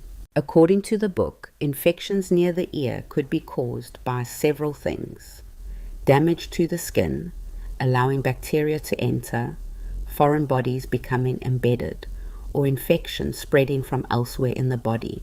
The drainage she'd been treating suggested an active infection that needed to be fully cleared, not just managed. But the book also warned about the dangers of infection near the ear canal, how close it was to the brain, how easily infection could spread through the delicate structures of the inner ear. Reading those passages made Clara's hands go cold. What if she wasn't helping? What if she was making things worse? She glanced at Elias, who was focused on driving the wagon through the deepening afternoon light. His face was calmer than she'd seen it, the permanent tension around his eyes and mouth slightly eased. He looked less like a man carved from stone and more like what he was, a person who'd been suffering for so long he'd forgotten what relief felt like. No, Clara closed the book with quiet determination. She wasn't making things worse. The evidence of improvement was right in front of her. She just needed to be careful, methodical, and willing to stop if things changed for the worse. When they arrived back at the ranch, the sun was setting in a blaze of orange and purple that turned the snow-covered landscape into something almost beautiful. Elias unhitched the horses and put them in the barn, while Clara carried supplies into the cabin. She was unpacking the flour when Elias returned, stomping snow off his boots at the door. He crossed to the table and picked up the medical book Clara had left there, flipping through it with careful attention. After several minutes, he set the book down and signed to Clara. "Can I ask you something?" "Of course. Why do you care so much?" "I'm just a man who bought you. You could do the bare minimum and I couldn't complain. But you're trying to heal me." "Why?" Clara set down the bag of coffee beans she'd been holding. It was a fair question, one she'd been asking herself. The answer wasn't simple. She picked up the pencil and wrote slowly, choosing her words with care. "When I was 14, my mother got sick, fever and infection. My father brought the doctor, who looked at her for 5 minutes and said she'd be fine. But she wasn't fine. She got worse. I stayed up with her for 3 nights, changing cold compresses, forcing her to drink water. The doctor came back and said there was nothing more to do, that we should prepare for the worst, but I wouldn't accept that. I kept trying things, willow bark tea, poultices, anything I could think of, and she lived. The doctor said it was luck, but I know it was stubbornness." Clara paused, then continued writing. "I learned something then. Sometimes the people who are supposed to know better are wrong. Sometimes caring matters more than credentials. You were in pain and no one would help you, so I decided I would. Not because you bought me, because it was right." Elias read her words 3 times, his expression unreadable. Then he set down the book and signed something Clara had to ask him to repeat, because she didn't recognize all the signs. "You're remarkable," he signed slowly, making sure she understood each word. "I've never met anyone like you." Heat rose in Clara's cheeks. She wasn't used to praise, especially not from Elias, who was generally spare with both words and gestures of approval. "I'm just stubborn," she signed back. "No," Elias signed firmly. "You're brave. There's a difference." That night, as Clara performed her usual cleaning of the drainage site, she felt the dynamic between them had shifted again. Elias had trusted her with his body when he had no reason to. She trusted him with her own story of defiance and determination. They were building something. Not quite friendship, not quite partnership, but something that existed in the space between necessity and choice. The next week passed in a blur of routine, morning and evening treatments. Clara studying the medical book whenever she had spare time. Elias working the ranch with noticeably more energy. The drainage had slowed to almost nothing, and the swelling behind his ear had decreased significantly. But Clara was increasingly convinced that drainage alone wasn't enough. Something was in there, something that needed to come out. The medical book mentioned foreign bodies that could become embedded in tissue, causing chronic infection. It described how important it was to remove such objects completely, or the infection would continue indefinitely. The problem was that Clara had no idea how to look inside the drainage site. It was too small, too deep, too close to delicate structures. She couldn't afford to damage. She needed better light, better tools, better everything. She was wrestling with this problem one evening when Elias noticed her frustration. He set down the leather he'd been working and signed, "What's wrong?" Clara explained her dilemma. How she suspected something foreign was in there, but couldn't see well enough to confirm or remove it. Elias listened thoughtfully, then stood and went to his tool chest. He rummaged for a moment before returning with several items: a small, thin file that tapered to a fine point, a pair of tweezers he used for detail work on leather, and a small handheld magnifying glass Clara hadn't known he owned. Would these help? He signed. Clara took the tools with shaking hands. The file could potentially be used to carefully widen the drainage opening. The tweezers might be able to extract whatever was in there, and the magnifying glass would let her see details she'd been missing. Yes, she signed back. But Elias, if I try this and something goes wrong, then it goes wrong, Elias signed calmly. But doing nothing is also a choice, and I've lived with this pain for 20 years. I'd rather risk something going wrong than guarantee nothing changes. The trust in those words was staggering.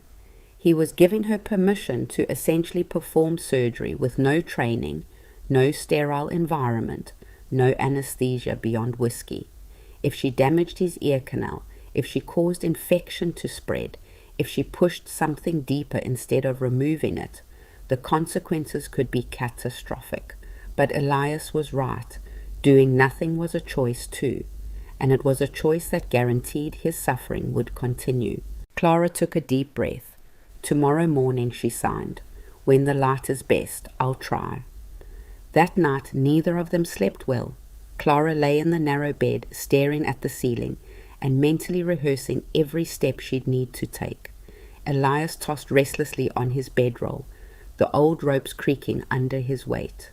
When dawn finally came, they were both exhausted but grimly determined. Clara prepared everything with meticulous care. She boiled water and let it cool slightly.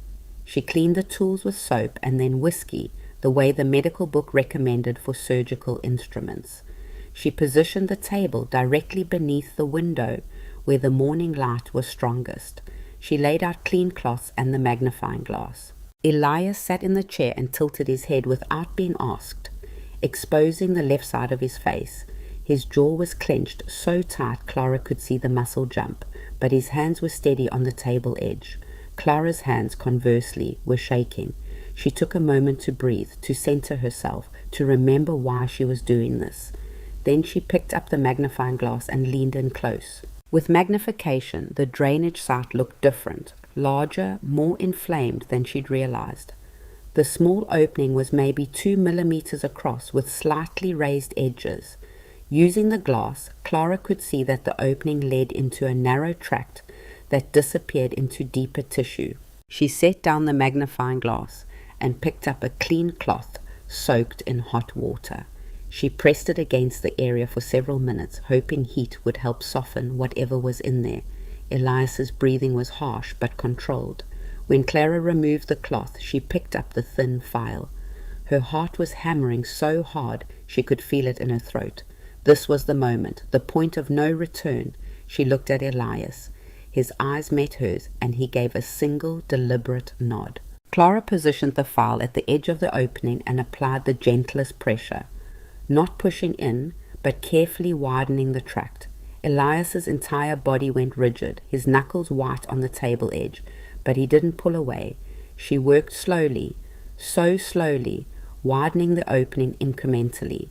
After what felt like hours, but was probably only 10 minutes, the tract was maybe twice its original diameter. Still small, but potentially large enough to see inside. Clara set down the file and picked up the magnifying glass again. She leaned close, angling the glass to catch the light, and peered into the opening. At first she saw nothing but inflamed tissue and a trace of clear fluid. Then, as she adjusted the angle, something caught the light. Something that glinted. Something that absolutely should not have been inside a human body. Clara's breath stopped. She blinked, adjusted the glass, looked again. It was still there. Deep in the tract, embedded in tissue, was something metallic, something foreign, something that had been in Elias's head for so long. His body had built a tunnel around it, trying desperately to expel what it couldn't absorb. Clara sat back slowly, her mind reeling. She looked at Elias and signed with hands that trembled. There's something in there, something metal. I can see it. Elias's eyes went wide. Are you certain? Yes, it's deep, but it's there. For a long moment, they just stared at each other, the magnitude of this discovery settling over them like snow. This was why the doctors had found nothing. They'd looked for infection or inflammation, but never imagined there might be a foreign object embedded so deeply it would take deliberate searching to find. Finally, Elias signed. "Can you remove it?" Clara thought about the tweezers, about how deep the object appeared to be, about all the ways this could go catastrophically wrong. "I can try," she signed back. "But Elias, if it's embedded in something important, if there's bleeding I can't control, if infection spreads." "I understand the risks," Elias signed, "and I'm telling you to try anyway. Please." The desperation in that last sign broke something loose in Clara's chest. She nodded and picked up the tweezers. What followed was the most terrifying hour of Clara's life.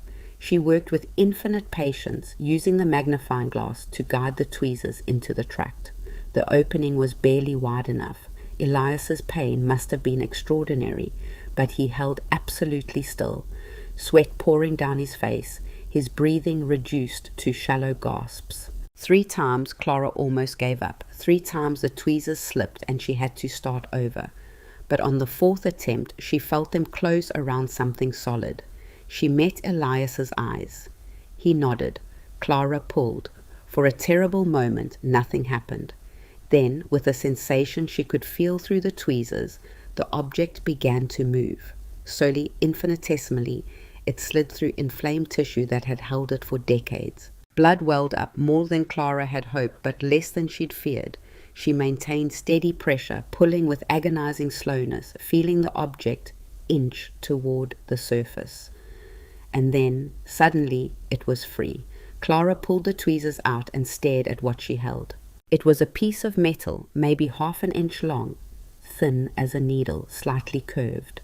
One end was sharp, the other was broken, as if it had snapped off something larger. It was corroded and discolored from years in living tissue, but unmistakably man-made. She set it carefully on a clean cloth and immediately turned her attention back to Elias. Blood was flowing freely now from the enlarged opening, and she pressed a clean cloth against it, applying firm pressure. Elias's face was chalk white, his entire body shaking. But when Clara caught his eye, he managed a weak smile and signed one-handed. "You did it." Clara kept pressure on the wound for several minutes until the bleeding slowed to a seep. Then she cleaned the area thoroughly, applied a poultice the medical book recommended for preventing infection, and bandaged it as best she could. Only when she was certain the bleeding had stopped did she allow herself to really look at what she'd removed. She picked up the metal fragment with shaking fingers and held it to the light. What was this? How had it gotten into Elias's head? How long had it been there? She looked at Elias, who was slumped in the chair, exhausted, but with an expression of profound relief on his face. She signed. "Do you have any idea what this is, how it got there?" Elias took the fragment from her and studied it closely. His expression shifted through confusion to concentration to sudden, dawning recognition. He set the metal down and signed rapidly. "When I was young, before the fever, maybe 6 years old, there was an accident at the mill, explosion, metal everywhere. I was hit in the head, bled a lot but seemed fine after. Then, a year later, the fever came, made me deaf, and after the fever the pain started." Understanding crashed over Clara like a wave. The metal fragment had been embedded since childhood, maybe 20 years. It had caused chronic inflammation and infection that had drained into his ear canal, possibly contributing to the illness that had taken his hearing, and for 2 decades every doctor who'd examined him had looked for the wrong thing. They'd looked for disease or defect. They'd never imagined looking for a piece of a childhood accident still lodged in his skull. Clara signed slowly. "It's been in there for 20 years, causing pain for 20 years, and no one found it." "No one looked," Elias signed back. "They decided I was the problem." Easier than admitting they didn't know. The bitterness in those signs was earned, and Clara couldn't argue with it. How many others had suffered similar dismissal? How many people in pain had been told they were imagining things because the doctors couldn't immediately identify a cause? She wrote in the ledger, "How do you feel now? Is the pain different?" Elias sat very still, as if taking internal inventory. Then he signed something that made Clara's throat tighten. "It's still there, but it's different. Like the source is gone and what's left is just healing. For the first time in my memory, the pain feels like it might actually end." Clara blinked back tears she couldn't quite name. Relief, triumph, fury at the years he'd suffered needlessly, hope that this might actually work. She nodded and signed. We'll keep watching it, keep it clean, make sure infection doesn't set in. But I think we did it. Elias reached across the table and took her hand. The first time he'd initiated physical contact. His calloused palm was warm against hers, his grip firm but gentle. Thank you, he signed one-handed, not releasing her. You gave me something I'd stopped believing was possible. Hope. And there in the small cabin, with blood-stained cloths on the table and a piece of metal that had no right to exist lying on a white cloth, Clara felt something shift in her chest. She'd been sold for $50 to settle a debt. She'd been brought to this isolated ranch as property, not a person. But looking at Elias now, at this man who trusted her with his body and his pain, who'd shown her more respect than her own family ever had, Clara realized something profound. She might have been bought, but in choosing to help him, in refusing to look away from his suffering, she'd bought something for herself too, her own worth, her own purpose, her own defined claim to mattering. No one had given it to her. She'd taken it, and that made all the difference. The wound healed slowly, but it healed. Clara changed the dressing twice daily, watching for signs of infection that mercifully never came. The drainage stopped completely within 3 days, the swelling receded, and Elias transformed before her eyes. It wasn't immediate. Pain that had been a constant companion for 20 years didn't vanish overnight, but each morning brought visible change. The permanent tension in his shoulders eased, the shadows under his eyes faded. He moved with a fluidity Clara hadn't seen before, as if his body was remembering how to exist without bracing against constant agony. On the 5th day after the extraction, Elias came in from morning chores and stood in the center of the cabin with an expression of wonder on his face. He signed to Clara, I slept through the entire night. No waking, no pain dragging me up. I can't remember the last time that happened. Clara felt warmth spread through her chest. She signed back. How do you feel now? Right now? Elias tilted his head, considering. Then he signed something that made Clara's breath catch. Like I'm waking up after 20 years of half sleep. Like I'm finally here. Really here. They stood there in the morning light, the silence between them no longer uncomfortable, but charged with something Clara couldn't quite name. Gratitude, certainly, but also a growing awareness of each other as more than just circumstantial companions.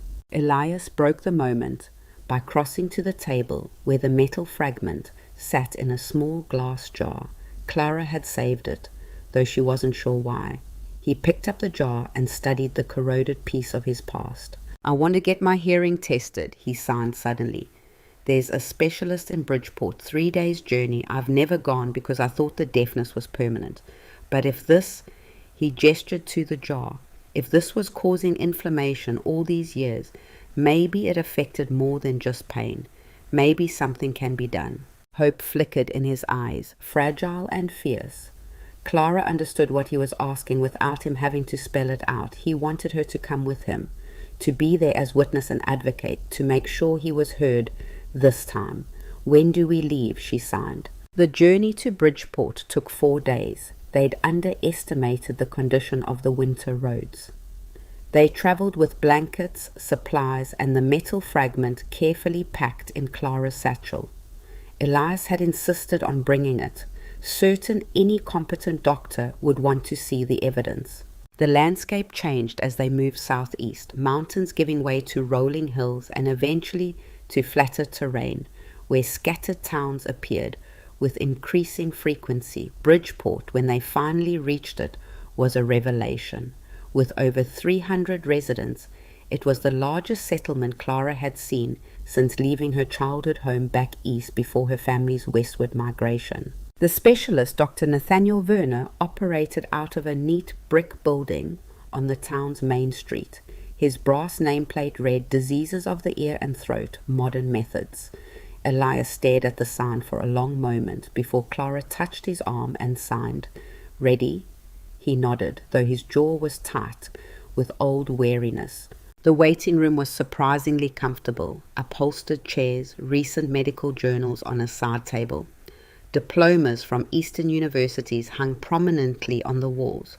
A young man who introduced himself as Dr. Werner's assistant took their information and asked them to wait. 20 minutes later, they were ushered into an examination room unlike anything Clara had seen. Strange instruments gleamed on a metal tray. A chair with an adjustable headrest dominated the center. Bright gas lamps provided illumination that made Doc Finch's dim office look medieval by comparison. Dr. Werner entered moments later, a slight man in his 40s with wire-rimmed spectacles and an air of precise professionalism.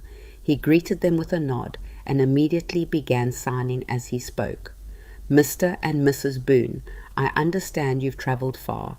Let's not waste time. Tell me about your hearing loss." Elias's eyebrows rose at the fluent signing. Dr. Werner caught his expression and smiled slightly. "I trained at a school where we had several deaf instructors," he signed. "I learned early that communication requires meeting patients where they are, not demanding they meet me." Clara felt tension she hadn't known she was carrying start to ease.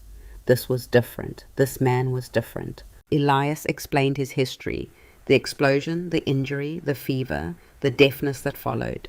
He described the pain that had started after the fever and never stopped. He signed about the doctors who'd examined him and found nothing, who told him the problem was in his mind. Dr. Werner listened without interrupting, his expression growing increasingly thoughtful. When Elias finished, the doctor signed. "And something has changed recently?" Elias glanced at Clara, who pulled out the glass jar containing the metal fragment. She set it on the examination table and explained in writing what she'd found, how she'd removed it, and the improvement Elias had experienced since. Dr. Werner picked up the jar and studied the fragment with intense focus. Then he set it down carefully and looked at Clara with an expression that combined surprise, respect, and something that might have been professional chagrin. "Mrs. Boone," he signed, "what you did was extraordinarily dangerous. You could have caused catastrophic damage." He paused, then continued. "You also may have saved your husband's life. That fragment was a breeding ground for infection, and infections that close to the brain can be fatal. The fact that you found it and successfully removed it with no formal training is remarkable." Clara felt heat rise to her cheeks, uncertain whether she was being praised or scolded. Dr. Werner turned back to Elias. "I'd like to examine you thoroughly. With your permission, I'll use some instruments to look inside your ear canal and assess the damage. It may be uncomfortable, but I promise to be as gentle as possible." Elias nodded and settled into the examination chair. What followed was the most thorough medical examination Clara had ever witnessed. Dr. Werner used a device he called an otoscope to peer into Elias's ear canal, making small sounds of interest as he worked.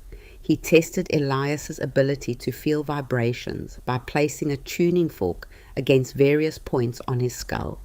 He examined the healed wound site behind Elias's ear with careful attention. After nearly 30 minutes, Dr. Werner stepped back and cleaned his instruments. Then he turned to face both of them, his expression serious. "The good news," he signed, "is that the infection appears completely resolved.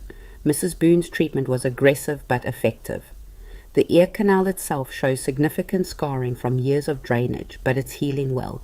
He paused, and Clara felt her stomach tighten at what was coming next. "The bad news is that the damage to your hearing apparatus is extensive. The fever likely caused inflammation of the inner ear structures, the cochlea and auditory nerve. That damage, combined with years of chronic infection, has created scarring that I cannot reverse. I'm sorry, but your deafness is permanent." Elias's face went carefully blank, the way it did when he was absorbing unwelcome news. Clara reached out and took his hand without thinking. But Dr. Werner wasn't finished. However, he signed, "There's something unusual I noticed. Your right ear, the one not affected by the fragment, shows less damage than I expected. With proper amplification, you might regain some hearing on that side. Not full hearing, but perhaps enough to detect loud sounds, to hear speech if someone speaks directly into that ear at significant volume. Hope flickered across Elias's features, quickly suppressed. "You mean a hearing trumpet?" he signed. "Precisely. I have a newer model, German-made, far superior to the older designs. It won't restore what you've lost, but it may give you something you haven't had in 20 years, access to sound, even if limited." Dr. Werner crossed to a cabinet and withdrew a device, a polished brass trumpet with an earpiece designed to fit snugly in the ear canal. He demonstrated how to position it, how to adjust for different situations. "I'd like you to try it," he signed. Elias took the device with trembling hands and fitted the earpiece into his right ear as Dr. Werner had shown. The doctor positioned himself directly in front of Elias and spoke clearly into the trumpet's bell. "Can you hear me?" Elias's entire body went rigid, his eyes widened. His hand gripped the trumpet so hard Clara thought he might bend the brass. Tears began streaming down his face. Dr. Werner spoke again. "Mr. Boone, if you can understand me, please nod." Elias nodded, a sharp, jerky movement. Then he removed the trumpet with shaking hands and signed frantically. "I heard you, not clearly, distant, like you were shouting through water, but I heard words, I heard your voice." Clara found her own eyes filling. She watched Elias put the trumpet back in his ear, watched Dr. Werner speak to him again, watched her husband's face transform with wonder at sounds he'd believed lost forever.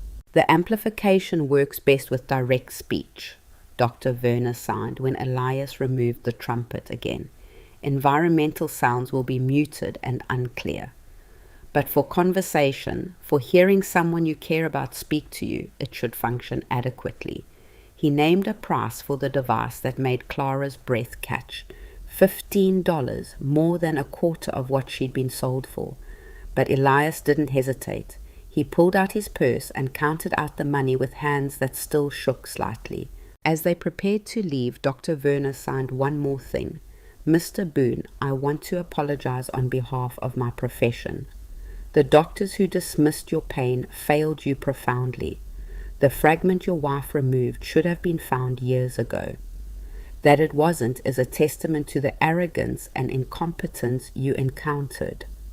He paused, then turned to Clara. "Mrs. Boone, you did something remarkable. Have you considered formal medical training?" Clara blinked, startled. "I'm a woman," she signed back, "and a rancher's wife. Medical schools don't accept people like me. Not the Eastern schools, no, but there are programs emerging, schools specifically for training women physicians. If you're interested, I can provide information." Dr. Werner's expression was earnest. "You have instincts that can't be taught and determination that most trained doctors lack. It would be a waste for you not to develop those gifts." The idea was absurd, and yet it planted itself in Clara's mind like a seed, small but insistent. They left Bridgeport the next morning, heading back toward the ranch with the hearing trumpet carefully wrapped in Elias's coat. The journey home felt different than the journey out. There was a lightness to Elias that Clara had never seen before, a sense of possibility where there had been only grim endurance. On the second day of travel, as they made camp for the night near a frozen creek, Elias pulled out the trumpet and fitted it in his ear. Then he looked at Clara and gestured for her to speak. Clara's throat went dry. "What did you say when someone could hear you for the first time? What words were worthy of that moment?" She leaned close to the trumpet and spoke clearly. "Can you hear me?" Elias's face broke into a smile, a real smile, not the careful half expression she was used to. He nodded eagerly and gestured for her to continue. Clara thought about all the things she'd wanted to say over the past months, all the conversations they'd had to compress into signs and written notes. Then she said simply, "Thank you for trusting me, for letting me help you." Elias pulled back and signed. "I only caught some of that, but I heard your voice. I heard you." His hands moved with emotion that made the signs larger, more emphatic. "Do you know what that means? To hear another person after 20 years of silence. Clara shook her head. It means I'm not alone anymore, Elias sighed. Not just because you're here, because I can hear that you're here. Your voice is proof. That night, as they sat by the campfire, Elias kept the trumpet in his ear and asked Clara to talk. It didn't matter what about, he just wanted to hear a human voice that wasn't a memory. So Clara talked. She told him about her childhood, about the books she'd read, about her dreams of seeing the ocean someday. Elias didn't catch every word. He had to ask her to repeat things frequently. But he listened with an intensity that made Clara's words feel important, valuable. When she finally ran out of things to say, Elias removed the trumpet and signed. Your voice is beautiful, low and steady. It matches who you are. Clara felt warmth spread through her chest. No one had ever called her voice beautiful. No one had ever suggested that her voice and herself were connected, that one expressed the other. Sing something, Elias signed suddenly. I can't sing, Clara signed back, embarrassed. I don't care if it's good. I just want to hear music, please. So Clara, feeling ridiculous and self-conscious, sang the only song she could remember all the words to. A ballad about a girl who waited by the sea for a lover who never returned. Her voice was thin and wavering, untrained and uncertain. But Elias listened with his eyes closed, the trumpet pressed to his ear, and when she finished, he signed. That was the most beautiful thing I've heard in my entire remembered life. They arrived back at the ranch 4 days after leaving Bridgeport, exhausted, but carrying with them something neither had possessed before, hope that life could be different, better, more than just survival. The next week fell into a new rhythm. Elias still rose before dawn and worked the ranch, but now he wore the hearing trumpet when he was in the cabin with Clara. They discovered its limitations quickly. It worked only for direct conversation, and even then Elias missed words and had to ask for repetition, but it opened a new channel of communication that enriched their signed conversations. Clara found herself talking more, using her voice in ways she hadn't for months, and Elias, who had been silent for 20 years, began attempting to speak. It was halting at first. His voice was rough from disuse, and he couldn't hear himself well enough to modulate tone or volume, but he was determined. Clara would speak a word, Elias would attempt to repeat it, and they would work together until the sound approximated what he was aiming for. One evening, after a particularly frustrating session, where Elias had been trying to say Clara's name, he set down the trumpet with visible irritation and signed, "This is impossible. I sound like a broken instrument." Clara picked up the trumpet and spoke into it firmly. "You sound like someone learning. That's not the same as broken." Elias stared at her, then picked up the ledger book and wrote, "How do you always know the right thing to say?" Clara took the pencil from him and wrote back, "I don't. I just refuse to let you give up on yourself the way everyone else has." 2 weeks after their return from Bridgeport, on a morning when the sun broke through the clouds for the first time in days, Clara went out to gather eggs from the chicken coop and found boot prints in the snow that weren't Elias's. She froze, basket in hand, studying the tracks. They were fresh, made within the last few hours. They came from the direction of the main road, circled the barn, approached the cabin close enough that whoever made them could have looked through the window, then retreated back the way they'd come. Someone had been watching them. Clara's first instinct was to dismiss it, perhaps a traveler looking for help, too shy to knock. But something about the deliberate circuit, the way the tracks suggested surveillance rather than approach, made her uneasy. She finished collecting eggs and brought them inside. Elias was at the table, working on repairing a harness. Clara set down the basket and signed, "There are tracks outside. Someone was here while we were sleeping." Elias's expression shifted immediately to alertness. He stood and went to the window, scanning the visible landscape. Then he turned back to Clara and signed, "Show me." They went outside together, Elias carrying the rifle he kept loaded above the door. Clara led him to the tracks, watching as he studied them with the careful attention he applied to everything. Finally, he stood and signed. Man, heavy, walking deliberately, not wandering. These boots. He pointed to a distinctive wear pattern in the heel print. I've seen them before. Where? Clara signed. Elias's jaw tightened. Your brother wears boots with that pattern. I noticed in Millstone Ridge when he was counting my money. Ice flooded Clara's veins. Thomas. What could Thomas possibly want here?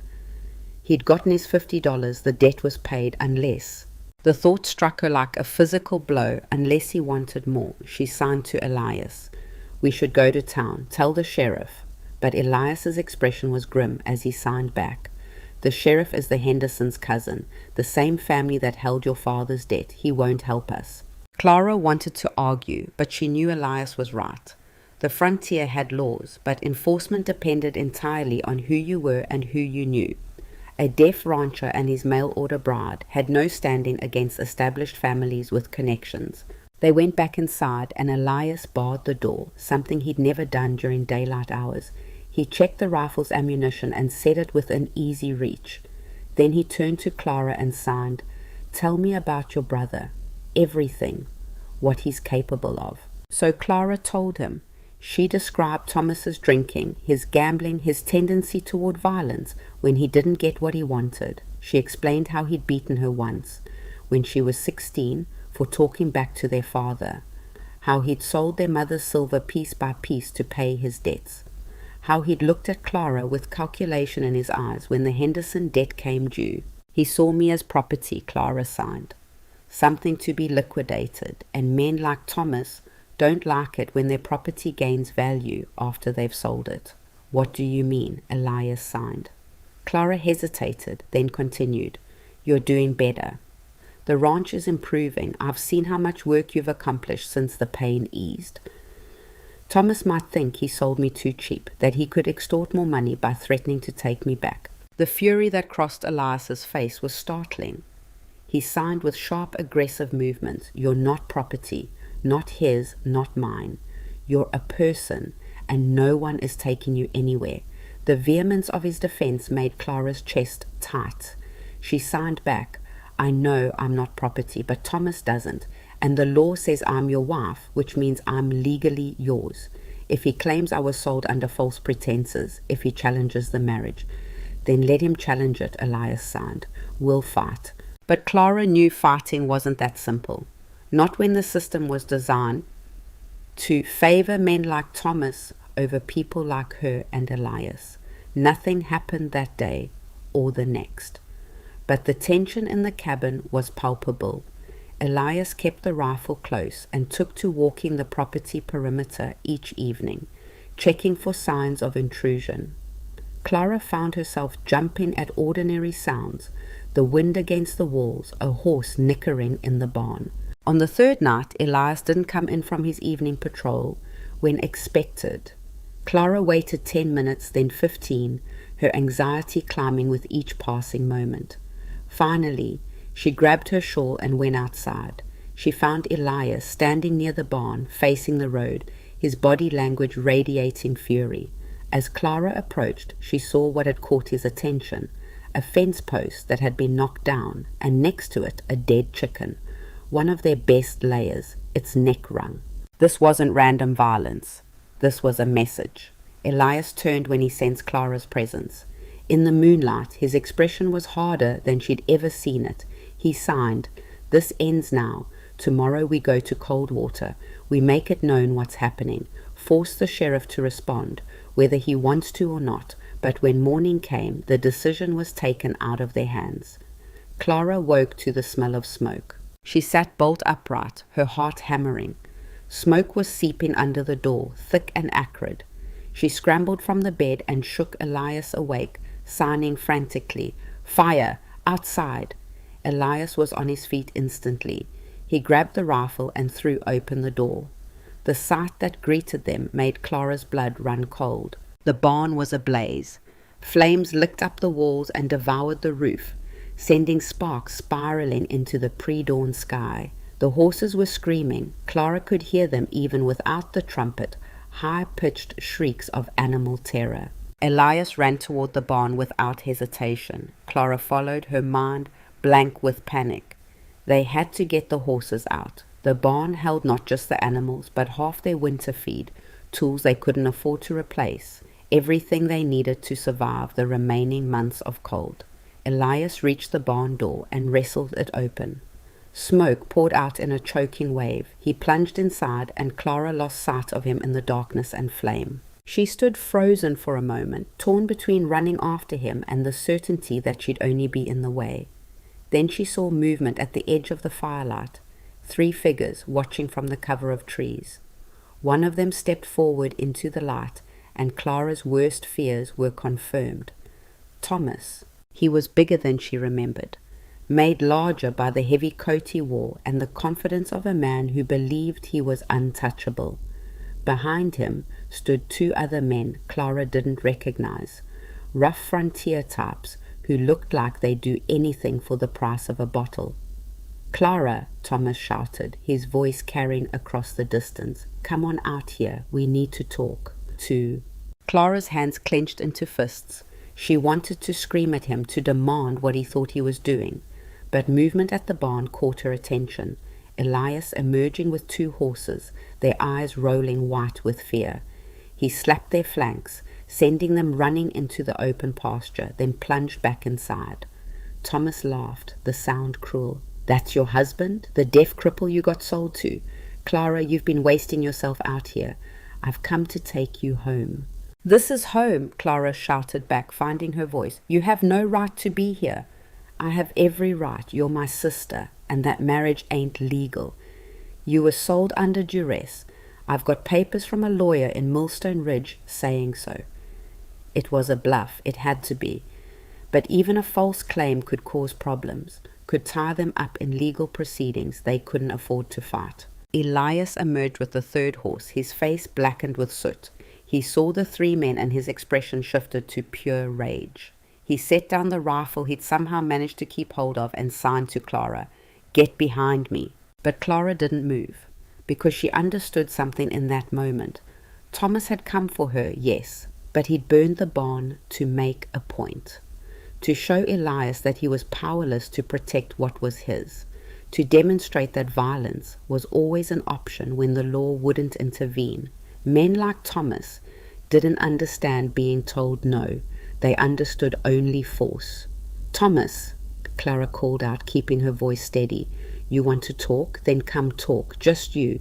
Leave your friends behind." Thomas hesitated, clearly not expecting her to engage.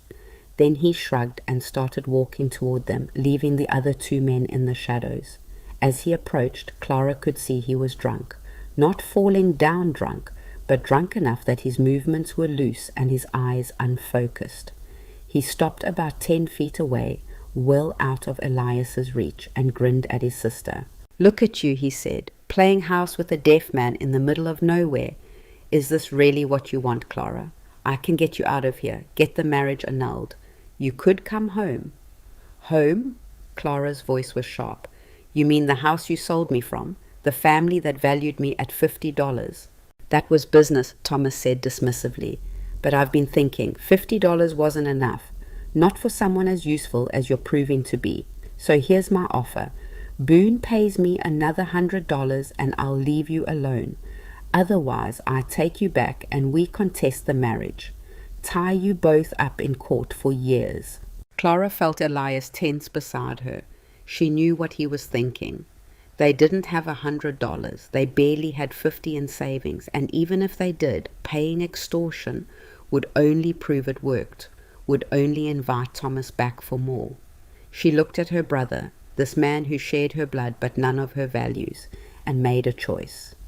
"No," she said clearly. Thomas's expression darkened. "What did you say?" "I said no, I'm not going anywhere. And Elias isn't paying you a single cent. You want to contest the marriage? Go ahead. We'll see you in court. We'll tell them about the intimidation, the fire, the property damage. We'll make sure everyone knows what kind of man Thomas Whitmore really is." Behind Thomas, one of his companions shifted nervously.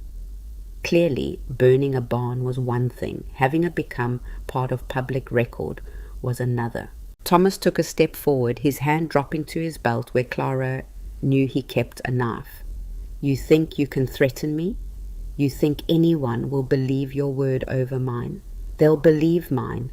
The voice came from behind them. Clara spun around to see a figure on horseback emerging from the pre-dawn gloom. Margaret Hayes, the woman they'd met in Coldwater, with another rider beside her. Both were armed. Margaret dismounted smoothly and walked to stand beside Clara and Elias. I saw the smoke from our ranch, she said, her voice carrying clear authority. Came to help with the fire. But it looks like there's another kind of trouble here. Her companion, a hard-faced man who turned out to be her husband, kept his rifle pointed casually in Thomas's direction. Thomas looked between the four of them, clearly recalculating. His two friends had already started backing toward the trees. This isn't over, Thomas said finally, his voice tight with frustrated rage. You hear me, Clara? This isn't over.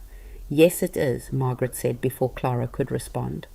Because I'm a witness now, and so is my husband. And if anything happens to the Boones, anything at all, we'll make sure the law knows exactly where to look.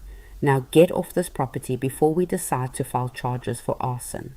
For a long moment, Thomas stood there, clearly weighing his options. Then he spat in the dirt at Clara's feet and turned away, stalking back toward his companions.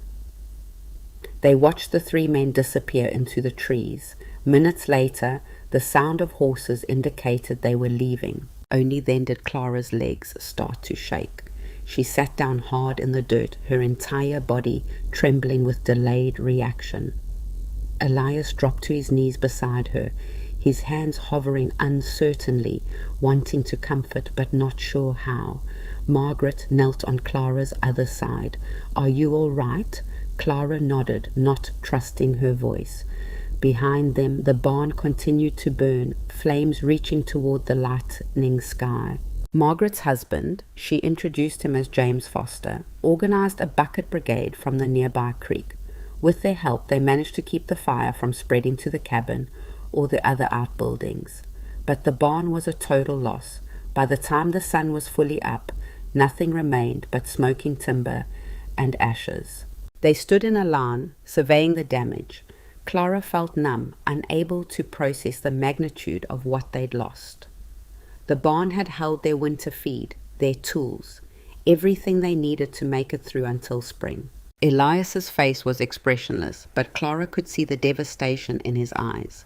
This ranch was everything to him, his livelihood, his independence, his proof that he could survive despite everything the world had thrown at him, and now, in one night, Thomas had nearly destroyed it. Margaret touched Clara's arm gently. Come to our place, both of you. You need rest, and we need to talk about what happens next. We can't leave the ranch, Elias sighed, though his movements were slow with exhaustion. Clara translated for Margaret, who nodded understanding. Then James will stay here, keep watch. But you two need to eat something that isn't covered in ash, and we need to figure out how to make sure your brother doesn't come back. In the end, they agreed. James stayed behind with his rifle and instructions to shoot anyone who approached without permission. Margaret led Clara and Elias to the Foster Ranch, a modest spread about an hour's ride away. Over breakfast, the first real meal Clara had eaten in what felt like days, Margaret laid out a plan. First, we file a formal complaint with the sheriff. I know he's connected to the Hendersons, but with me and James as witnesses, he'll have to act, even if he doesn't want to. And if he refuses? Clara asked. Then we go over his head. There's a circuit judge who comes through the territory twice a year. Next visit is in 3 weeks. We make sure he hears about this. Elias, who had been following the conversation with his trumpet, signed a question that Clara translated. Why are you helping us? You barely know us. Margaret's expression turned fierce. Because I've known Elias since we were children. I know what he survived. And I know what it's like to be a woman on this frontier. To have men think they can take what they want just because the law won't stop them. What Thomas did isn't just about you two. It's about whether people like us have any safety at all. So yes, I'm helping. And I'm not the only one. There are others who'll stand with you. Over the next week, Margaret proved her words true. She organized the neighboring ranches, a network Clara hadn't known existed. Families spread across the territory who watched out for each other when the law wouldn't. They brought supplies to replace what had burned: lumber, nails, feed for the surviving horses. They helped Elias begin rebuilding the barn, working in shifts, so the ranch was never left unguarded. And they shared their own stories of standing against men who thought violence was their right. Stories of barns burned and cattle stolen, of threats and intimidation, and of communities that had banded together to say enough. Clara watched this network operate with a sense of awe.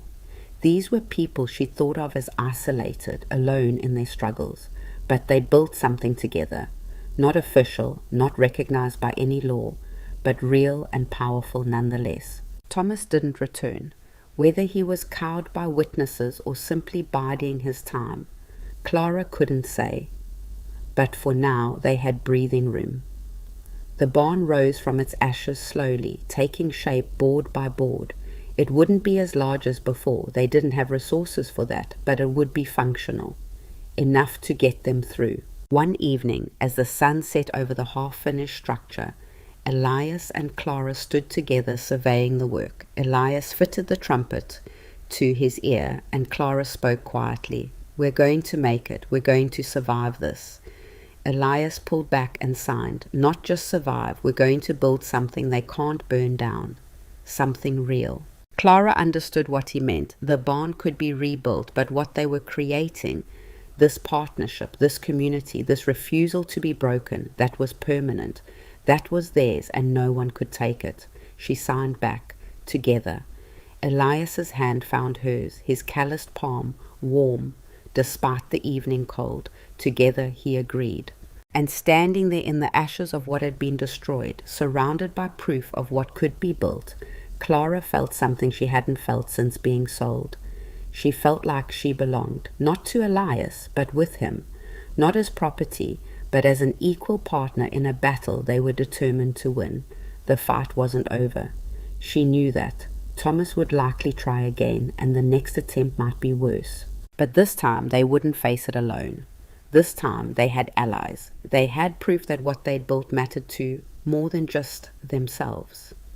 And that made all the difference. The barn was 3/4 complete when Dr. Werner arrived unannounced on a grey March morning, his buggy rattling up the road with a determination that suggested this was no casual visit.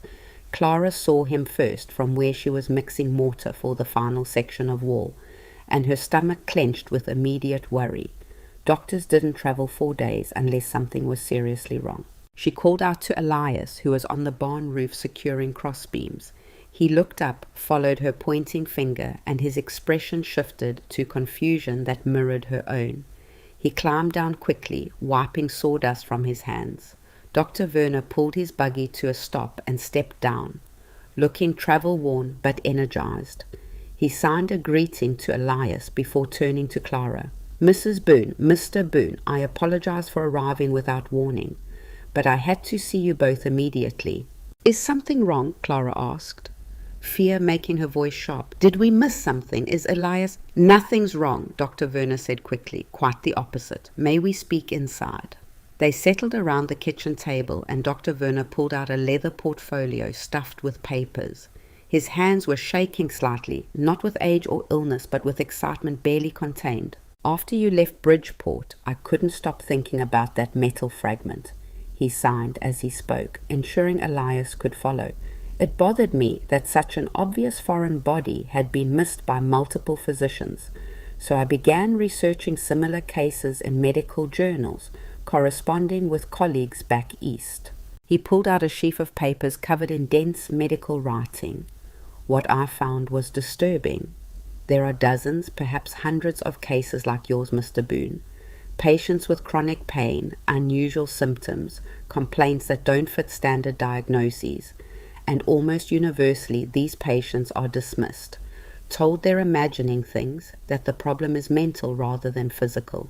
Clara felt anger rise in her chest, old and familiar. So Elias wasn't unique. He was just one of many people being failed. Exactly.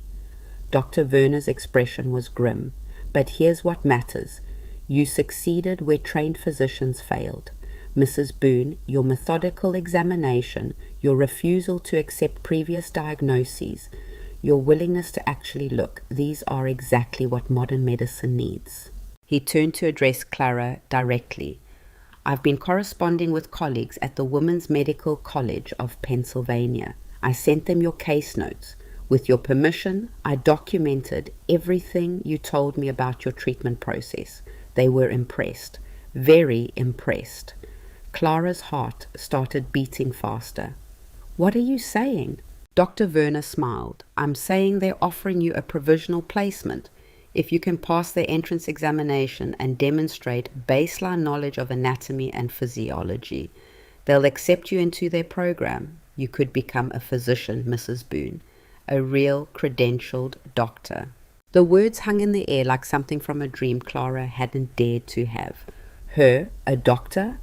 A woman who'd been sold for $50, who had no formal education beyond what her grandmother had taught her, who lived on an isolated frontier ranch.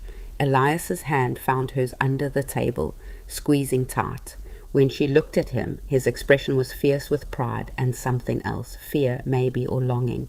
He signed one-handed, you should do it. I can't, Clara said automatically. The ranch needs many things, Elias signed, cutting her off. But it doesn't need you to sacrifice your future. Not for me, not for anything. Dr. Werner leaned forward. The program is 3 years. I won't lie, it's rigorous and demanding. But Mrs. Boone, you have a gift. I've seen it, and gifts like yours shouldn't be wasted. Clara felt like she was standing on the edge of a cliff, staring down at possibilities, both terrifying and exhilarating. 3 years in Philadelphia, far from everything she knew. 3 years of study while Elias managed the ranch alone. 3 years of proving she was more than what her family had believed, more than property, more than just someone's wife. But also 3 years away from the man who'd become more than a convenience or a transaction. 3 years away from the partnership they'd built in blood and determination.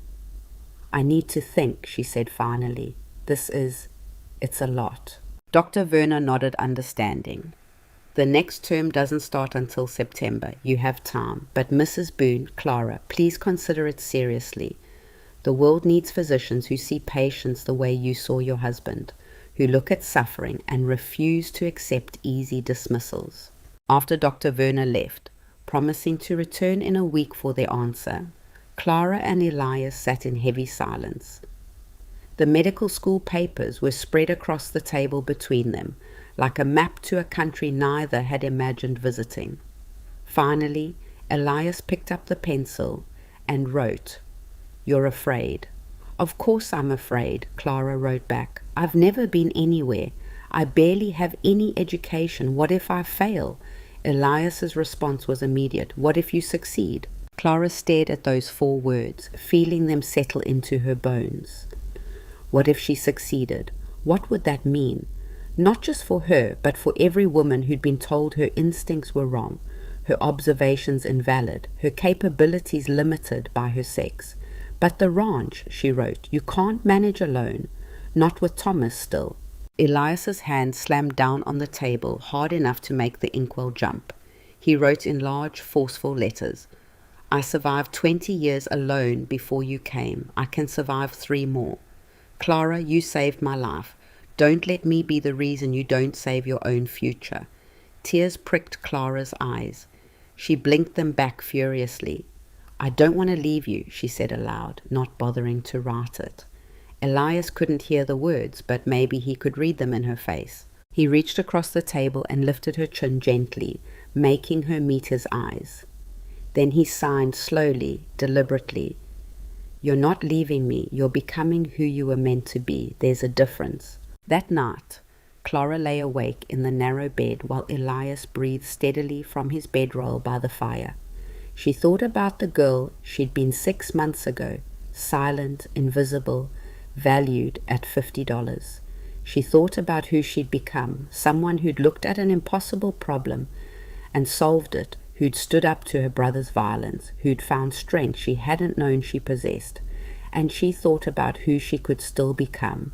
By morning, she'd made her decision. When Elias woke, Clara was already dressed and sitting at the table.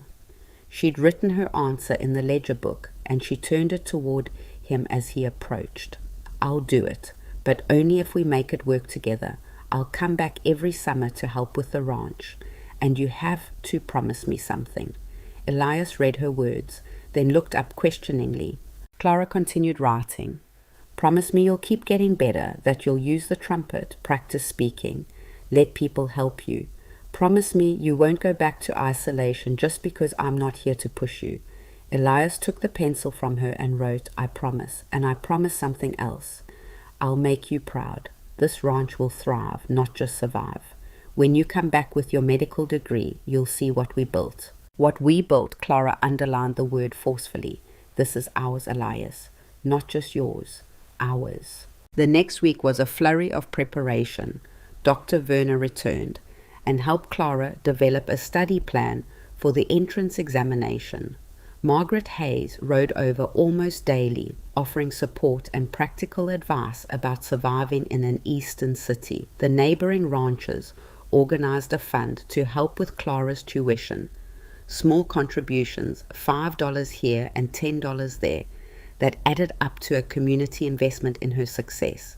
"You're representing all of us," Sarah Cunningham said as she pressed a carefully saved $20 bill into Clara's hand. Sarah was a widow who ran her own ranch with her 3 daughters. Show those fancy eastern schools what frontier women are capable of. But not everyone was supportive.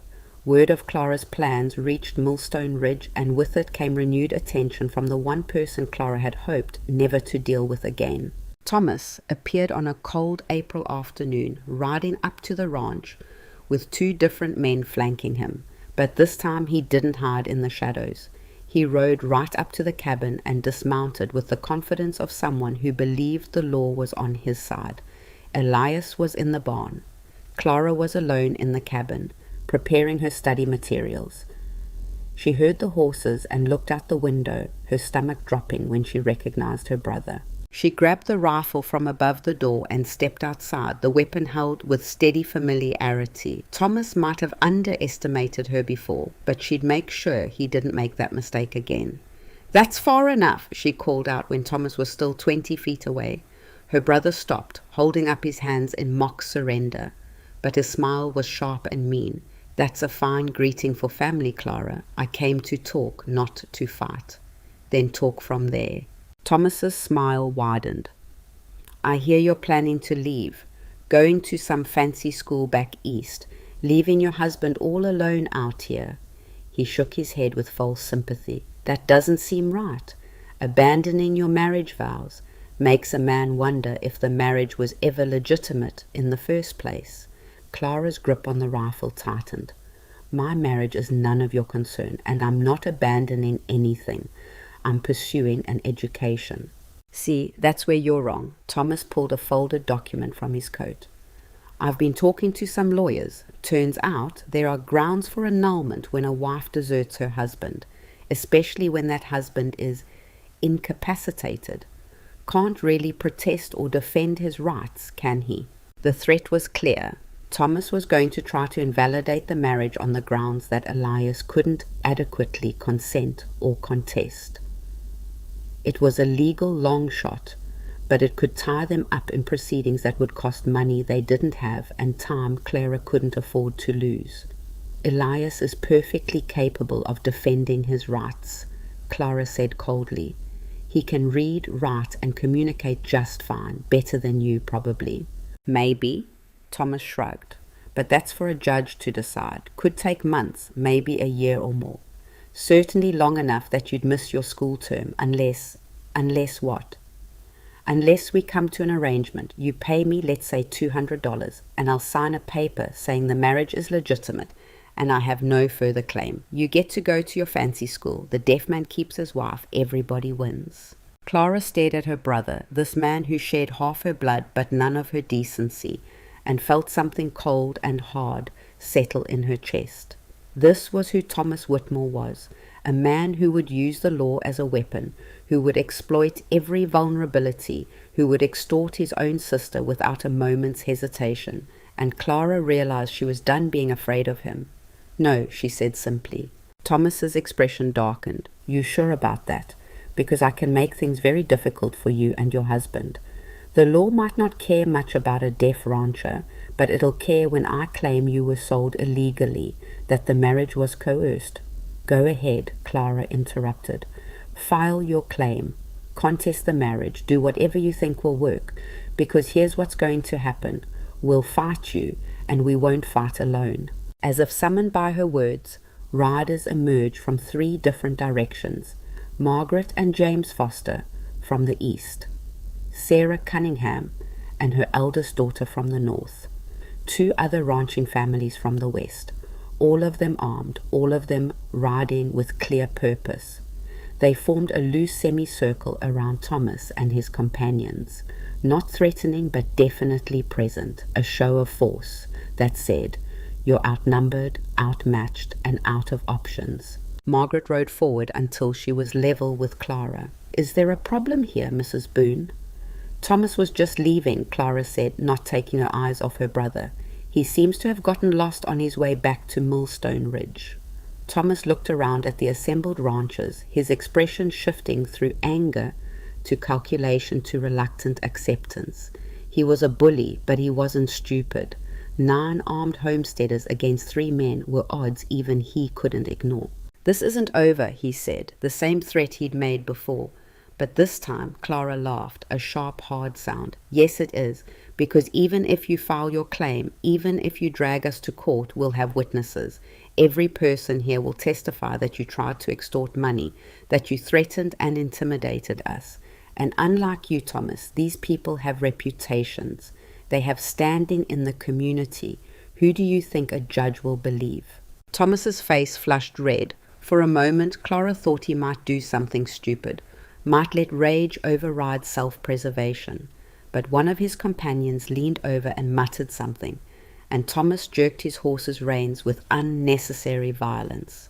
"You always were too smart for your own good," he spat at Clara. "Just like Ma said, too smart and too stubborn to know your place."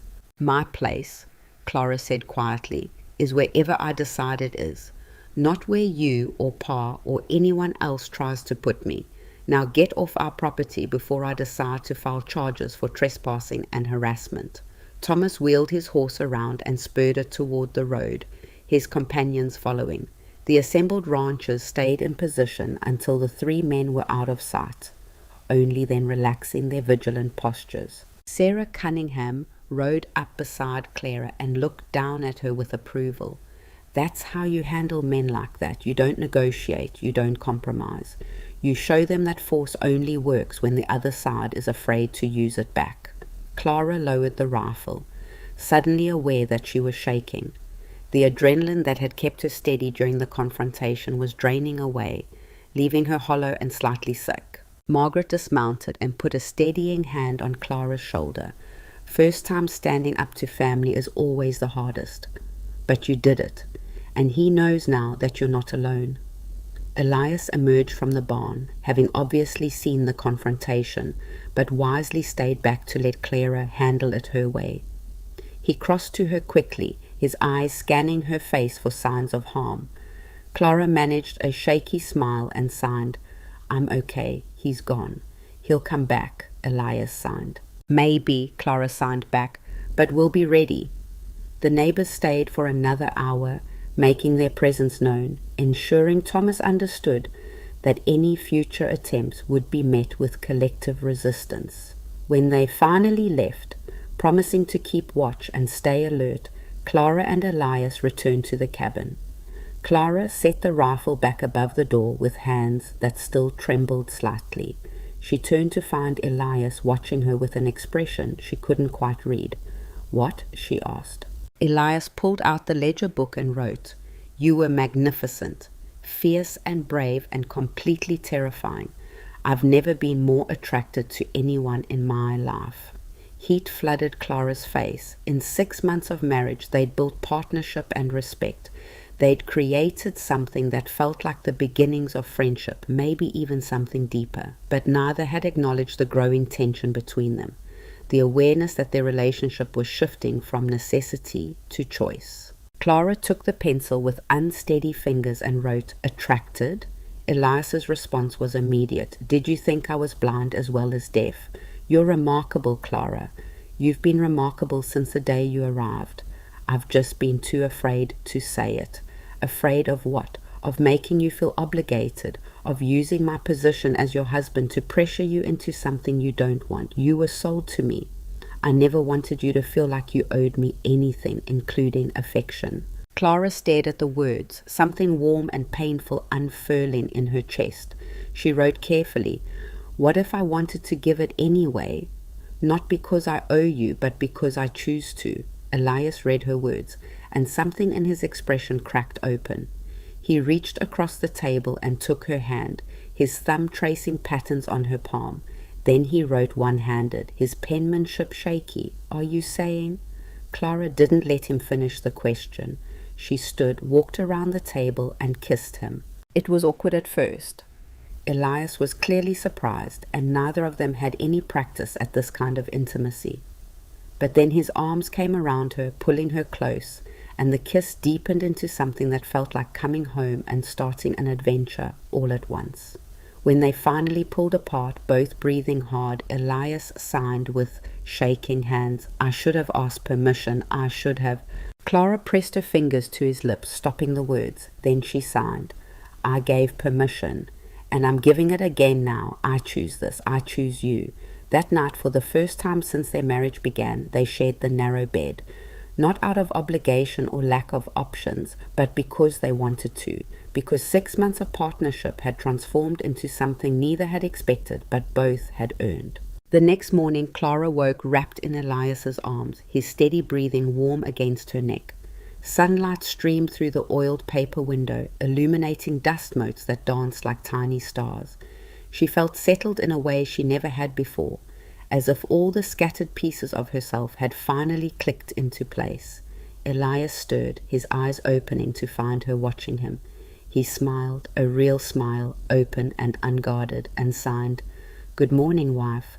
Clara signed back, "Good morning, husband." The words felt different now, not like labels or legal definitions, but like choices they were making every day. Over breakfast, they made plans. Clara would leave for Philadelphia in August, giving her time to help finish the barn and ensure the ranch was prepared for winter. Elias would continue improving the property, working with their network of neighbors to ensure he wasn't isolated. They would write to each other weekly. Elias would practice his writing, Clara would keep him updated on her studies, and in 3 years she would return. Not as the woman who'd been sold for $50, but as Dr. Clara Boone, physician. The months between April and August passed with startling speed. The barn was completed in May, larger than before thanks to contributions from neighbors. The spring planting went smoothly, and every evening Clara studied, while Elias practiced speaking. Their separate pursuits conducted side by side in comfortable companionship. In June, an unexpected visitor arrived, Dr. Werner, accompanied by a distinguished-looking older gentleman he introduced as Dr. Harrison Finch from Coldwater. Clara felt her back stiffen immediately at the name.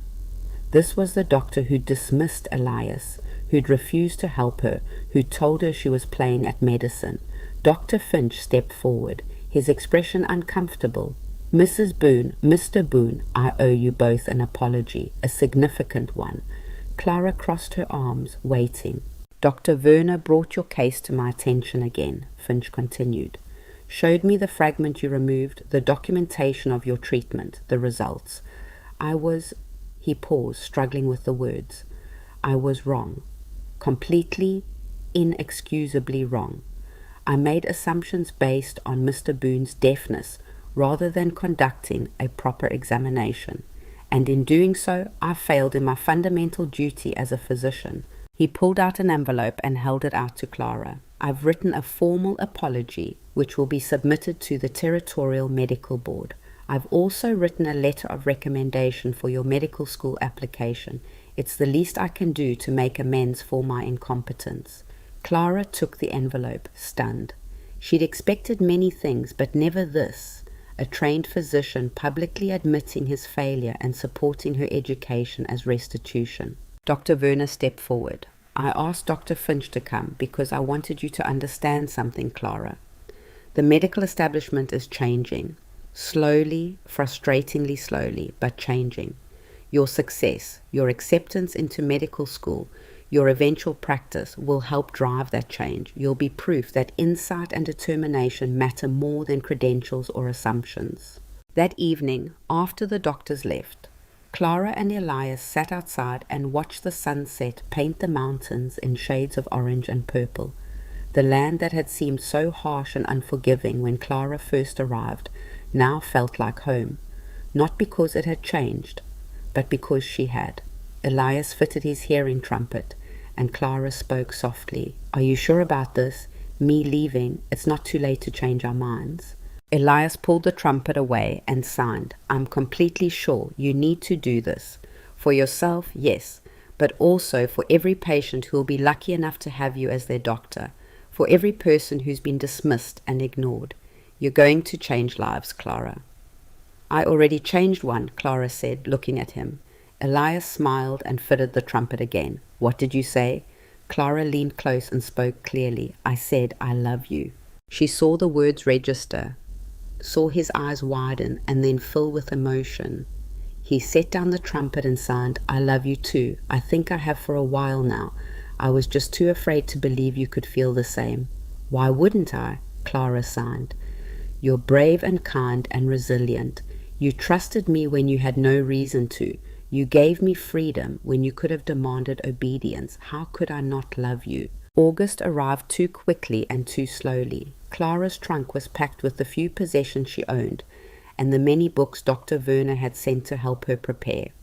The ranch was ready for winter, the new barn stocked with feed, the fences repaired and reinforced. The night before her departure, Margaret organized a gathering, a send-off, that drew ranching families from across the territory. They came with gifts.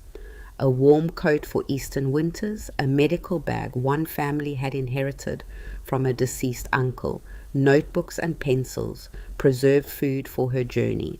But more than gifts, they came with stories. Sarah Cunningham spoke about the time a traveling doctor had told her daughter's broken arm was just a sprain, and how Sarah had said it herself, ignoring his expertise. James Foster talked about delivering a breech calf and how the knowledge he'd gained had helped save his sister's baby during a difficult birth. These were frontier people who'd learned to trust their own observations, to question authority when it conflicted with reality, and they saw Clara as one of them, someone who'd looked at an impossible problem and solved it through determination and refusal to accept easy answers. You're going to come back changed, Margaret said as the evening wound down. 3 years in Philadelphia will make you different, but don't let them make you doubt what you already know. Don't let fancy professors convince you that your instincts are wrong just because they weren't learned in a classroom. Clara hugged her friend tightly. I won't forget where I came from or who helped me get there. That night, Clara and Elias lay together in the narrow bed for the last time in 3 years. Neither slept much. They were too aware of time running out, of the separation looming. I'm going to miss you, Clara whispered into the darkness, knowing Elias couldn't hear, but needing to say it anyway.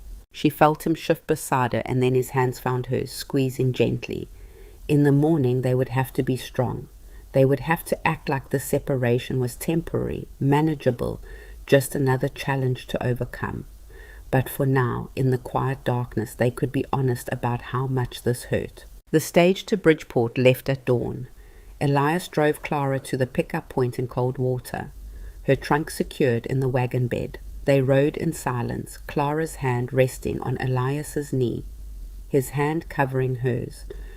When they reached the staging post, Elias helped her down and loaded her trunk onto the coach. Other passengers were already boarding, a merchant, a young couple, an older woman who looked like she was traveling to visit family. Clara turned to Elias, and all the words she'd planned to say stuck in her throat. How did you summarize everything you felt in a few final moments? How did you say goodbye to someone who'd become essential? Elias solved the problem by pulling her into a tight embrace. They stood like that for a long moment, Clara memorizing the feel of his arms around her, the smell of pine and leather that clung to his clothes. When they pulled apart, Elias signed, "Be brilliant, be brave, be exactly who you're meant to be. I'll come back," Clara signed. "I promise." "I know," Elias signed. "And I'll be here, waiting, always." The stage driver called for final boarding. Clara climbed into the coach, taking a seat by the window. As the horses started forward, she looked back to see Elias standing in the street, his hand raised in farewell. She watched until he was just a speck in the distance, then until he disappeared entirely. Then Clara Whitmore Boone turned to face forward, toward the east, toward a future she was claiming for herself. She thought about the girl who'd been sold for $50, who'd arrived at a frontier ranch believing her life was over. That girl was gone. In her place sat a woman who'd saved a life, built a partnership, stood up to violence, and earned her place in a community that valued her. A woman who'd been bought, but who'd bought something far more valuable in return, her own worth, measured not in dollars but in determination, and the fierce certainty that she deserved more than the world had tried to give her. The stage rattled east toward Philadelphia, toward medical school, toward a future Clara would write for herself. And behind her, on a frontier ranch that had transformed from a prison into a home, Elias Boone returned to work with renewed purpose. He had a ranch to run, improvements to make, and a wife coming home in 3 years who deserved to see just how much they'd built together. The separation would be hard, the loneliness would be real, but they'd survived worse, and this time they knew something neither had known before. They had something worth fighting for, something worth waiting for, each other and the life they were building, not from obligation or necessity, but from choice. That made all the difference in the world. The first letter arrived 3 weeks after Clara's departure, delivered to the Coldwater post office, where Elias picked it up along with supplies. When the postmaster handed him the cream-colored envelope with Clara's careful handwriting, Elias felt something in his chest unlock. He waited until he was back at the ranch to open it, sitting at the kitchen table where they'd shared so many signed conversations. Clara's words filled 4 pages, describing her journey east, the overwhelming chaos of Philadelphia, and her first days at the Women's Medical College. "The city is unlike anything I imagined," she wrote. "So many people crowded together. The college is intimidating. The other students are mostly from wealthy families with real educations. I feel like an imposter. But then I remember what you told me. Be exactly who you're meant to be. So I'm trying." Elias read the letter 3 times, then carefully folded it and placed it in a wooden box he'd built specifically for this purpose. He spent that evening composing his own letter, writing slowly to ensure his penmanship was legible. He told Clara about the ranch improvements, the 2 calves born healthy, the way the community continued to check on him regularly. What he didn't tell her was how the nights felt endless without her, how he reached for her in his sleep and woke to emptiness. The letters came and went with regularity, creating a paper bridge across the miles. Clara wrote about her classes, about professors who dismissed her and others who pushed her to excel. She wrote about the other female students who'd fought their own battles to earn their places. "We call ourselves the unacceptables," one letter said. "The women who refused to accept what the world told us we could be." But not all the letters were hopeful. As winter progressed, the strain began to show. Clara wrote about exhaustion, about professors who made it clear they believed women had no place in medicine. "Sometimes I wonder if I made a mistake," she wrote in February. "Then I remember why I'm doing this. I remember your face when I removed that fragment, and I keep going." Elias wrote back immediately, "You didn't make a mistake. You made the bravest choice possible. Don't give up, please." Spring brought Clara's first return visit. She arrived in June looking both familiar and foreign, thinner, showing the strain of 9 months of intense study. But her eyes held something new, a confidence born from surviving what had tried to break her. Elias was waiting with the wagon. When Clara saw him, she dropped her bag and ran. They collided in an embrace that felt like breathing after drowning. "I missed you," Clara said against his shoulder. "I missed you so much." Elias pulled back and signed. "You're here. You're really here. For 3 months," Clara signed back. 3 whole months. The summer was a gift. Clara threw herself into ranch work, but more than that, she and Elias rebuilt the intimacy that letters couldn't sustain.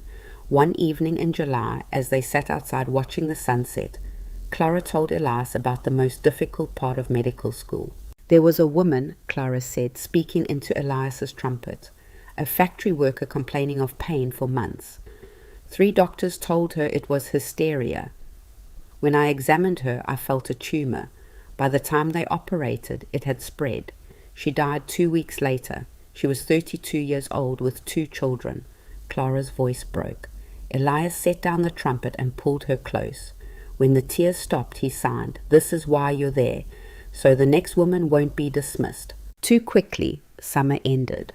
The goodbye at the Coldwater staging post was harder this time because they knew exactly what they were losing. 2 more years, Clara said, gripping Elias's hands. "Just 2 more years and then I'm back for good." The second year tested them harder. Clara's letters came less frequently. Her handwriting increasingly rushed. The clinical rotations were brutal, long hours facing not just sick patients, but hostile supervising physicians. Christmas brought unexpected news. A letter arrived from Dr. Werner. Dr. Finch had died, and in his will, he'd left a substantial donation to the Women's Medical College, specifically for frontier women pursuing medical education. He named it the Clara Boone Frontier Medicine Scholarship, Dr. Werner wrote. In his letter, he cited your case with Elias as the moment he realized how profoundly the medical establishment was failing patients. Your triumph became his legacy. The second year ended with Clara ranked 3rd in her class, despite every obstacle. The summer reunion with Elias was even sweeter for being harder earned. One night in August, Clara felt a strange flutter in her abdomen. She stilled, her hand moving to her stomach. The sensation came again. "Elias," she said, and when he looked up, she signed, "I'm pregnant." The joy that flooded his face was immediate, but then understanding followed. Clara still had 1 year left. "Are you—" Elias started to sign, then stopped. Clara picked up the ledger book and wrote, "I'm terrified and thrilled. I didn't plan this, but I want it. I just don't know how to manage school and pregnancy." Elias took the pencil and wrote, "We'll figure it out together, like we always do." Her 3rd year was the hardest of her life. The pregnancy progressed while she completed advanced clinical rotations. In March, Clara went into labor during a lecture. Her water broke in the middle of a discussion on surgical techniques. 13 hours later, Clara gave birth to a daughter. She was small but healthy, with dark hair like Elias, and a cry that could wake the dead. She named her Hope Margaret Boone, hope for what she represented, Margaret for the friend who'd stood beside them. When Elias received the letter that he had a daughter, he sat down hard and cried tears he hadn't shed since the day Clara removed the fragment. Dr. Werner traveled to tell him, "Clara asked if you can come to Philadelphia. She needs you." The journey east was overwhelming, but when Elias finally reached Clara's dormitory room and saw her holding their daughter, all the discomfort became irrelevant. "Meet your daughter," Clara said softly. Elias took Hope with trembling hands. The baby's eyes opened, dark and unfocused, but undeniably present. He looked up at Clara, his eyes wet, and signed. "She's perfect. She's ours," Clara signed back. The final 2 months passed in a blur of exams and caring for an infant, but Clara persevered, supported by her community of unacceptables. Graduation day arrived in late May, when the dean called Dr. Clara Boone and placed the medical diploma in her hands. Clara thought about the girl who'd been sold for $50. She thought about every person who dismissed her, underestimated her, and she smiled. The journey home took weeks with baby Hope, but finally, in mid-June, the stage pulled into Coldwater, and Clara saw Elias waiting. Beside him stood half the territory, Margaret and James, Sarah Cunningham, Dr. Werner, and dozens of ranching families who'd supported Clara's dream. When Clara stepped off with hope in her arms and her medical degree in her bag, the crowd erupted in cheers. Sarah produced a sign, "Welcome home, Dr. Boone." Elias waited until the chaos subsided, then took Hope and signed, "Welcome home, Dr. Boone." "It's good to be home," Clara signed back. The ranch had been expanded, a new room for Hope's nursery, plus a small office where Clara could see patients. Everything spoke of Elias's determination to build something worthy of the family he loved. But 3 days later, a wagon arrived carrying Thomas Whitmore and their father Edmund. Clara was examining a neighbor's child when they arrived. She stepped outside, her stomach dropping. Thomas climbed down, looking diminished, thinner, older, without his usual swagger. "Clara," he said uncertainly, "can we talk? Say what you came to say. I came to apologize and to ask for your help." He gestured to Edmund. "Pa's sick, some kind of shaking palsy. Doctors can't help him. We heard you'd become a physician. I know I got no right to ask, but he's dying." Clara looked at her father, seeing him shake violently, seeing shame and fear in his eyes. Every instinct screamed to turn them away. She'd earned that right. But she was a physician now, and physicians didn't let personal history determine who deserved care. "Bring him inside," she said finally. Clara examined Edmund with professional detachment, checking vitals, testing reflexes, observing the tremors. She asked questions about symptoms, progression, treatments attempted. When she finished, she looked at him directly. "You have paralysis agitans, shaking palsy. I can't cure it, but there are treatments that might slow progression and improve your quality of life." Edmund's eyes filled. "You'd help me after everything?" "I'm helping you because I'm a physician," Clara said. "Not because you deserve it, not because I've forgiven you, but because someone has to be better than you were." She wrote out a treatment plan and explained everything clearly. Thomas stood awkwardly. "What do we owe you?" Clara looked at her brother. "You owe me an apology, a real one." Thomas's face flushed. He looked at their father shaking hands, and something broke. "I'm sorry," he said, voice thick, "for selling you, for treating you like property, for the fire, the threats, all of it. You deserved better. Ma left me because of what I did. Said she couldn't live with a man who'd sold his own sister. I've lost everything, Ma, the house, my self-respect." Clara felt something loosen in her chest. Not forgiveness, but release. "Take Pa home. Follow the treatment plan. But Thomas, if you ever threaten me or my family again, I'll make sure everyone knows exactly who you are." Thomas nodded, defeated. "Understood." After they left, Elias signed. "That was remarkably generous. I didn't do it for them," Clara signed back. "I did it because I refused to let their cruelty make me cruel." Summer passed into fall. Clara's medical practice grew as word spread about the woman doctor who listened to dismissed patients. Women came who'd been told their pain was hysteria, workers who couldn't afford city doctors, the marginalized and ignored. Clara saw them all, remembering why she'd fought so hard for her education. In October, an official letter arrived. The territory was establishing its first medical board, and Clara had been appointed as a founding member, the only woman, the youngest by a decade. Dr. Werner had added a note. "They tried to exclude you. I made sure they couldn't. You've earned this." The first board meeting was in November. Clara arrived with 6-month-old Hope and found herself with 8 male physicians, most looking skeptical or hostile. The chairman, Dr. Pemberton, greeted her coldly. "I trust you understand the responsibility. This board will set standards for every physician in the territory." "I understand perfectly," Clara replied. "That's why I'm here, to ensure those standards serve all patients, not just wealthy ones. The board maintains professional excellence, not cater to those who can't afford proper care." Clara pulled out the metal fragment. "This was embedded in my husband's skull for 20 years. 4 physicians found nothing. They told him it was in his mind because they couldn't be bothered to examine a deaf patient carefully. She set it on the table. I found this with no formal training, just determination. If standards need anything, they need thoroughness, humility, and actually listening to patients. Dr. Werner signed his support. The debate was fierce, but slowly Clara's insistence began to shift the conversation. By meeting's end, the board agreed to implement requirements for thorough examinations and documentation. It wasn't everything, but it was a start. Winter arrived. On Christmas Eve, the cabin was warm and crowded with friends. Hope was 9 months old, crawling everywhere with fearless determination. Later, after guests left and Hope slept, Clara and Elias sat by the fire. "Do you ever think about that first day?" Clara asked. "When I arrived," Elias sighed, "every day. I think how close we came to missing each other." "Or if you'd been less trusting," Clara sighed.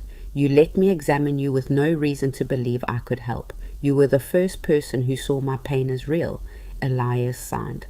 "How could I not trust that?"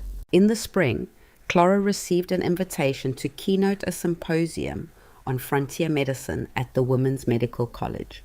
The community rallied to make the trip possible. In May, Clara stood before 300 physicians and students. Hope sat on Elias's lap in the front row. Clara told them about Elias, about the fragment everyone missed, about patients failed by the establishment. "Medicine is supposed to heal," Clara said, "but too often it's about maintaining hierarchy, about physicians protecting authority rather than serving patients." She held up the fragment. "This is what happens when we don't listen. 20 years of pain that could have been prevented." The applause was thunderous, but more important were the conversations that followed. Physicians admitting dismissive diagnoses, students vowing to do better. Elias stood clapping, Hope giggling in his arms, his pride visible even from the stage. Years passed. Hope grew into a fierce, curious child. Clara's practice expanded, training young women in medicine. The ranch thrived. The community strengthened. The story of Clara and Elias Boone became legend in the territory, proof that the discarded could build something remarkable if given the chance. On their 10th anniversary, they took 9-year-old Hope to where the barn had burned.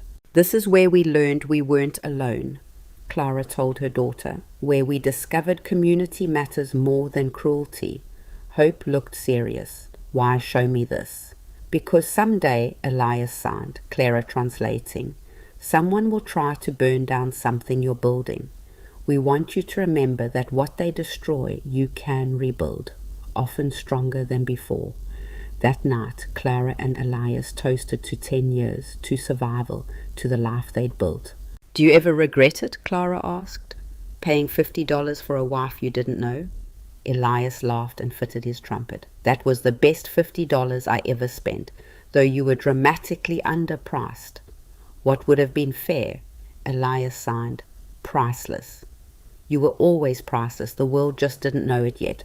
We showed them," Clara signed. "You showed them," Elias signed.